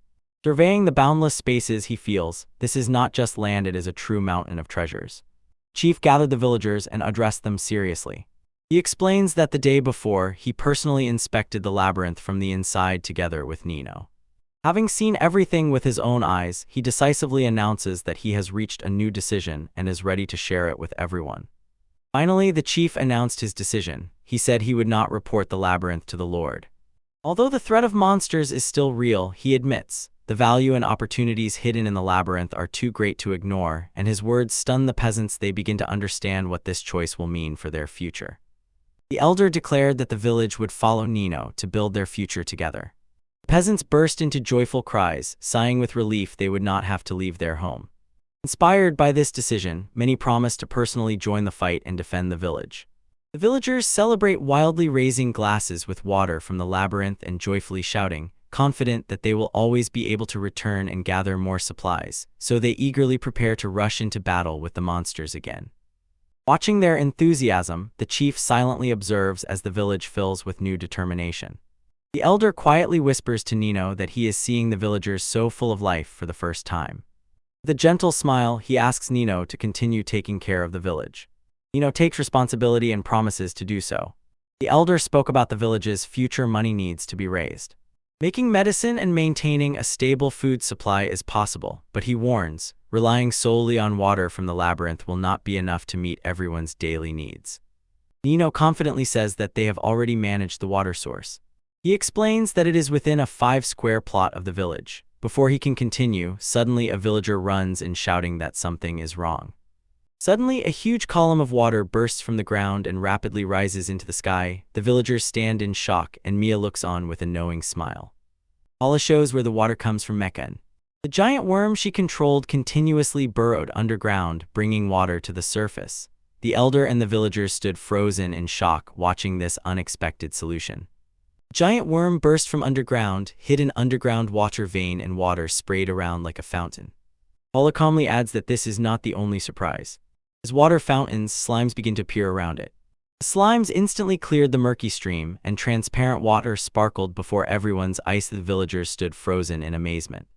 Seeing this, Nino calmly explains that from this source they will be able to dig a real well for the village.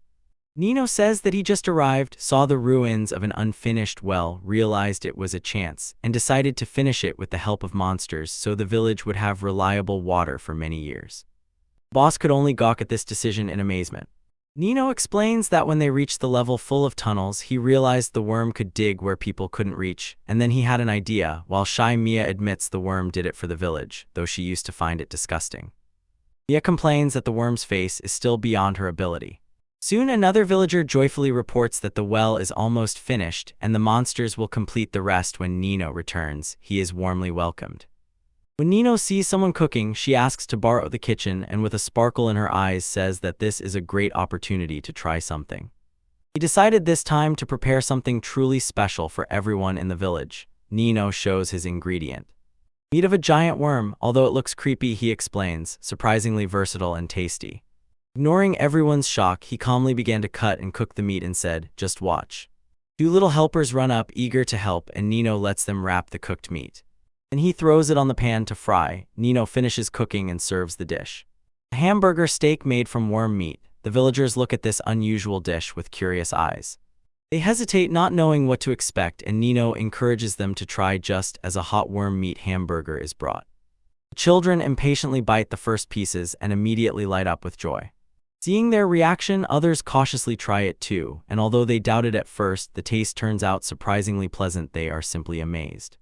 While everyone enjoys the food, Paula suddenly steps forward and quietly calls out. Her unexpected voice immediately draws attention. Drawn by the smell, Paula approaches and asks to try. With an innocent expression, she wonders, is she even forbidden to have anything? Her request momentarily leaves the others speechless. They give her a piece and she swallows it with appetite. Her eyes open wide in surprise as she chews. Without saying a word, she continues to eat with pleasure, savoring every bite while the others watch her reaction. After trying it, she burst into tears from emotion. When asked if it was bad, she said through tears that it was incredibly delicious. Enchanted by the taste, she admits that it is the best thing she has ever eaten. The others froze in amazement. The smell draws the peasants intrigued. They approach and begin to try the dish. They are stunned by how rich and silky it is and instantly realize how truly tasty it is. The peasants gladly gather around and eat the dish with appetite, enthusiastically praising its flavor. Seeing that it goes so well, they decided to add fried worm meat to the village menu. While everyone is enjoying themselves, Mia refuses to even try. She is put off by the appearance. Life in the village begins to stabilize. Food, water, and supplies are secured, so everything has become more balanced than before. Watching the lively villagers, Nino quietly realizes that finally everything is starting to come together. The villagers celebrate together, their joy growing before their eyes, visible in their smiles. He feels as if the village has taken another step forward. The next morning, the silence is broken by a commotion. People rush in, urgently calling him. Early the next morning, the villagers burst into the house, pushing and arguing about who came first, and he, embarrassed by the sudden crowd, asks what is happening. And then everyone started shouting at once that they also want to talk to him. The villagers enthusiastically demand to be taken to the labyrinth immediately. Stunned by the sudden enthusiasm, he freezes everyone and insists on setting off right away.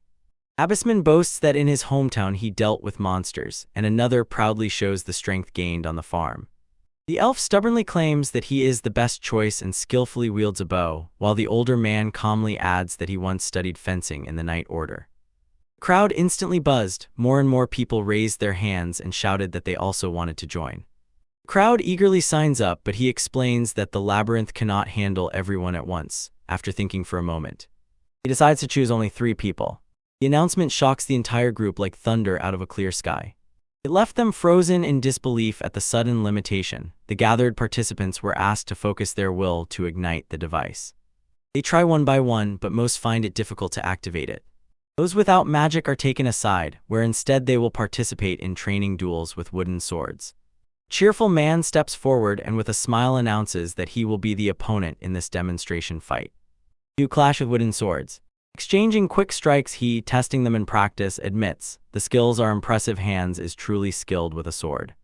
The man explains that his sword skills come from how he defended himself against bandits and monsters during trading voyages. After the training fights, the next trial begins. Paula releases her tamed beasts and sends them straight at the candidates. The participants panic as the creatures rush forward, thus begins the next stage of selection for the future expedition. After the trials, 3 people were chosen. They are the ones who will go on the expedition. Johan is a swordsman. Simon is a warrior. Leona is a mage. The chosen ones celebrate their luck. And those who were not chosen simply break down from disappointment and hopelessness. Amo angrily protests that he was left aside, boasting that at home he was known as a slime killer. The others brush him off and suggest leaving him behind. While the group prepares for the expedition, Hamo does not calm down. He shouts that they will regret their decision. The expedition sets off. The team swiftly defeats monsters and simultaneously gathers valuable materials. Traveling through wild lands, they pick up potions and other resources on the go. Reaching a high ridge, the group stopped and, breathlessly captivated, looked at the endless expanses stretching before them. One of them says that starting from scratch on such a vast area will be difficult. They explain the plan with a smile. This land will be turned into farmland.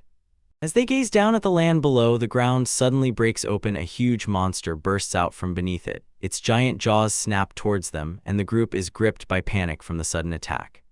Realizing that the creature can instantly stop the heart, the monster finishes breaking through the ground. Leaving the entire plot perfectly plowed, the group froze in shock looking at this unexpected result.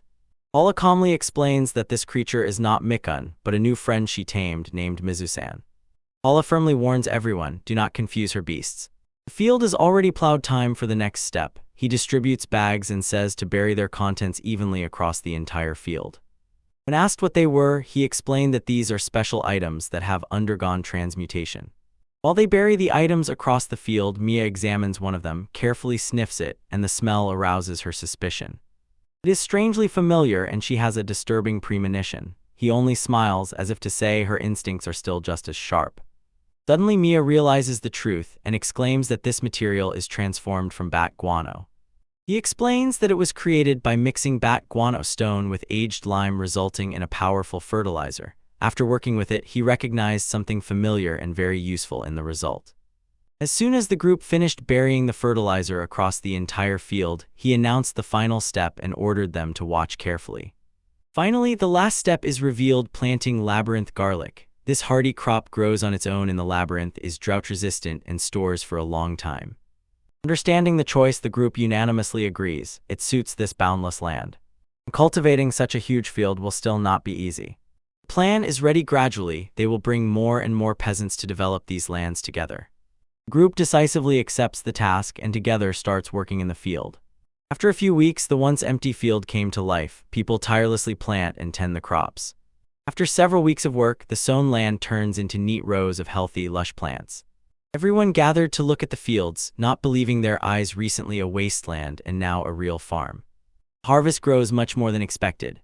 The plants spread like a thick blanket over the field, and the group froze in amazement how quickly the land was engulfed in greenery. All this was explained by the extraordinary effect of fertilizer made from bat guano stone, which is much stronger than ordinary dungeon materials. They realized with surprise, the transmutation process sharply accelerates plant growth. This explained why the crops spread so quickly across the entire field. Impressed by what they saw, the people in the group enthusiastically said that with this power they would be able to create much more on this land. Delighted by the lightning success, the group animatedly discusses new ideas. Someone suggests sowing wheat, expanding the fields, and even raising livestock. Others want to find a water source to build an irrigation system. Plans for the land rapidly grow. The group is increasingly burning with enthusiasm about the future. When the earth finally took shape, the real construction of the underground labyrinth was just beginning. The work is going smoothly, and with each step grows the confidence that the grand plan for the labyrinth is about to come to life. Suddenly, a sinister presence looms. A huge skeletal creature descends, and sensing danger, it becomes clear that the situation is only worsening. The confused group peers into the plane as the creature approaches. Its huge claws strike the ground, and behind everyone shouts in alarm because of the threat. Suddenly, a flock of giant birds rushed across the ground, trampling it, while smaller creatures scattered under their feet. Seeing the monster approaching, the group realizes with horror, these are attacking birds, a dangerous species known for their brutal attacks. The attacking birds rush straight at the group, forcing them to prepare for battle. These creatures possess a petrification spell and in rage can instantly paralyze anyone. Realizing the danger the group felt, they must quickly destroy the birds before they become fully enraged. As the assault birds approach, orders are given immediately. Mei ordered to use fire magic and Polly to attack with their tamed beasts. Since the monsters have weak resistance to magic, they immediately go on the counterattack, preparing to take down as many birds as possible. The group quickly forms a defensive line. When the assault birds rush into attack, the mages step forward to cast spells, and those skilled with weapons stand behind, ready to finish off the survivors. Determined to protect the fields, they work tirelessly to build. Everyone rushed forward to meet the advancing flock. The mages cast spells, bursts of magic destroy the assault birds, and the fighters charge forward with weapons. Working together, they felled several creatures and began to push back the crowd. When they saw the tide of battle changing, it became clear their strength was enough to repel the attack and drive the monsters away from the fields. After they defeated several assault birds, they extracted a sphere from one of the fallen monsters and immediately transformed it. When the magic took effect, a huge bird appeared before them, and seeing that it did not retreat like the others, the group realized this must be the leader of the flock. The huge bird turns out to be the pack leader, looming over the battlefield. The group froze, unsure if they could defeat such a massive creature. It stares at them, and its eyes begin to redden, a sign that it is entering a dangerous state. When the leader bird's eyes turned red, someone shouted not to look into its eyes. Its petrifying power is about to activate. Panic spreads as the creature advances. Preparing for the transformation attack, someone hesitated whether to use the staff or some other method. Before a decision was made, someone shouted to Polly. The giant bird was already rushing at her. When the giant bird lunged, he rushed forward and pushed Paula to the ground, barely dodging the creature's gaze. The attack narrowly missed, then he quickly checks on her, asking if she is okay, while others warn her not to turn around or look at the monster. The main bird suddenly attacks again, its huge eye aiming straight at him from close range. As the creature approaches, the threat becomes immediate. He realized too late, shock froze on his face as the attack thundered down on him. The giant bird attacks, but the strike suddenly breaks off at the last moment. The force of the blow shatters against an invisible barrier surrounding his body. Others froze in shock when they realized that the blow was somehow deflected before it could harm him. Although the attack was repelled, the petrification effect already begins to crawl over his entire body. His limbs start to turn to stone. Others finally realize what is happening, and panic erupts. They shout that he is petrifying and must be saved urgently. Someone raises a sword to strike the bird. Others plead to hold back. Hands rushes forward and strikes the stone covering his body, trying to break the petrification, but the blow is useless and everything gets worse as the curse continues to spread. Paula steps forward and calmly orders Mikan to act, explaining that such a powerful creature as it can remove this vile curse in seconds. Others watch anxiously, calling to him and hoping that he is okay. The boss bird again directs its petrifying gaze, and the curse spreads across the entire battlefield. One of the peasants was struck. He began to petrify, and panic erupted around. The magic spread further, and Simon and Hamo also fell under it. Their bodies slowly hardened. When they saw that more and more people were turning to stone, the group was gripped by despair because everything was rapidly worsening. Despite the petrification spreading, a way out was found. Earlier, an elixir that removes petrification was brewed from the eye of the boss bird. By drinking it, one can save those who are turning to stone. A bottle was noticed on the ground. Someone rushed to pick it up, while meanwhile it was explained that this potion was originally supposed to be given to the peasants in advance to protect them from petrification. No one had yet reached the elixir when the giant bird rose again and blocked their path. Shock ran through the group when they realized the potion might be lost. Without the antidote, petrification would continue to spread, and soon other peasants would also become stone. Despair enveloped them as they understood they might not manage to save it.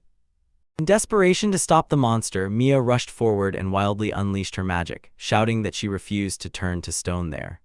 Her reckless attack spread across the battlefield, and others shouted for her to stop. Closing her eyes in panic, she began shooting blindly, causing her comrades to warn her that this way they would not cope with the assault bird. Petrification rapidly spreads, turning more and more of his body to stone, and he desperately struggles to move even a little. Realizing that the curse was almost fulfilled, despair sneaks in at the very moment when it seemed everything was finally getting better. The situation falls apart, and he only helplessly watches as danger approaches. Petrification finally overcomes him, and his body collapses to the ground, barely moving. Paula rushes to him in shock, calls out desperately, and begs him to hold on because the reality of the situation is striking. Petrification spreads over his body, cracks on his skin, and he convulsively struggles to breathe. Realizing that the curse is advancing too quickly, he weakly reaches out and calls Paula by name. Convinced that the process will soon be complete, he fears that at this rate he will die before anyone can stop it. Petrification creeps over his body, and he barely utters the words if he completely turns to stone. He asks Paula to take command instead of him. He fervently asks her to first focus on defeating the huge bird because he believes that by destroying this creature, the petrification spell that has touched everyone might disappear.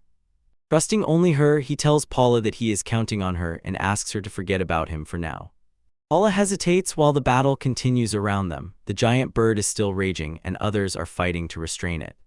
Looking at him lying on the ground, she understands the whole situation and knows what she must do. When his face begins to turn to stone, he begs her again to hurry, despite his desperate command. Paula calmly refuses. She resolutely says no, even when he insists that she obey his order. Confused and shocked, he realizes for the first time she does not obey him. Although she had always unquestioningly followed his orders before, now Paula firmly refuses to obey. She swears the only thing she will never do is abandon him. Filled with determination, she promises to save him and tells him to wait for her. Ignoring his confusion, she rushes off to carry out her plan, even if it is not what he wanted. Turning increasingly to stone, he begins to lose consciousness, barely seeing. He watches Paula flee as the world around dims. Paula stops at a distance, trembling and covering her mouth. She is stunned by what is happening, and he, struggling not to lose consciousness, barely utters her name, not understanding what she intends to do. Seeing that he has almost completely petrified, Paula instantly rushes back and presses her lips tightly to his, desperately trying to save him. Through tears, she begs him to return to who he was. When she pressed him to herself, memories slowly revived in her mind, reaching back over 10 years and whispering about a deep connection between them. More than 10 years ago, Paula's beauty shone so brightly that several nobles could not take their eyes off her. One man immediately exclaims that she should be taken to his lands and married to his son, the future lord of the Belden domain. The room erupts into a quarrel. People loudly protest and compete over who will take her, while a guard urgently warns that the situation is becoming dangerous.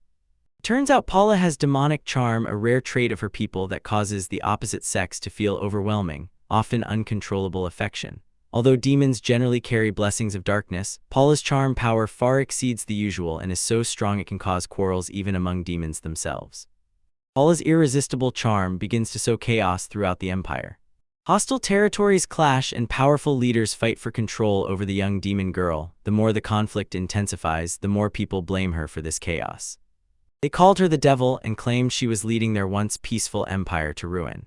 To stop the chaos from her spells, Paula was ordered to be locked up and hidden from people. She was called too dangerous to appear in public. Despite her screams, she was sent into isolation in the respected Alvarez family of the empire. Her life turned into a forbidden, cut off from the world existence. While peers studied together or trained with swords, Paula did not even have the right to hear anyone say her name, not even within her own family. Cut off from everyone, she spent those long years alone in a small room of the mansion. She looks at the outside world only from afar. Locked in her room, Paula lives a quiet, repetitive life. She spends days alone, looking out the window and eating silently. She spent time lost in books. Reading stories about heroes and adventures, she begins to dream that meeting a wonderful man, like in those tales, for someone like her would remain only a fantasy. One day, a visitor knocked on her door. When she let him in, Paula recognized her uncle in him.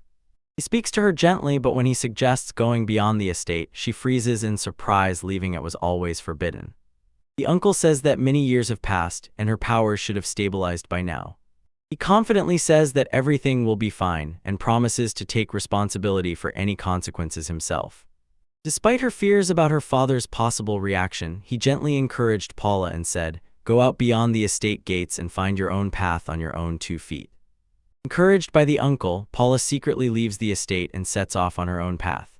In a cloak, she moves far from home, with trembling in her heart, not knowing what awaits ahead. Finally, she went outside but felt emptiness. Since then she was confused and did not know what to do with her life, as she had nowhere to go. Paula continues to wander aimlessly. During the journey, she encounters a young man who suddenly calls her by name. Surprised, she looks at him puzzled, not understanding how a stranger could know who she was. The young man extends his hand to her with a gentle smile and says her name. He says that no one had truly noticed her existence for a long time and had not said that they needed her. Hearing this, Paula realizes that he is the first person in years who finally acknowledges her and treats her as someone important. Moved by this, she quietly confesses that she needs him just as much as he needs her. Paula tightly presses him to herself while the petrification spreads throughout his body. Tears roll down her cheeks. She imploringly asks him to return to the way he was and continue to lead her on the path. Paula suddenly noticed that there was still some potion left in the bottle from the petrification, but carrying it in her hands would mean spilling it all. To save the last drops, she quickly squeezed the remaining potion into her mouth and rushed back to him, resolutely not allowing a single drop to be lost. Using the last drops of the potion she had guarded, Paula at the last moment removes the petrification. The stone crumbles. He becomes himself again and calls her by name. Overwhelmed with relief, Paul bursts into tears and thanks the heavens that he survived. Realizing what she did for him, he sincerely thanks her, confessing that without Paula's courage they would have lost everything. Understanding that he still has a reason to live, he gathers his willpower again and does not give up, calls Paula and asks for help, and together they prepare to face the monstrous assault bird, ready to defeat it side by side.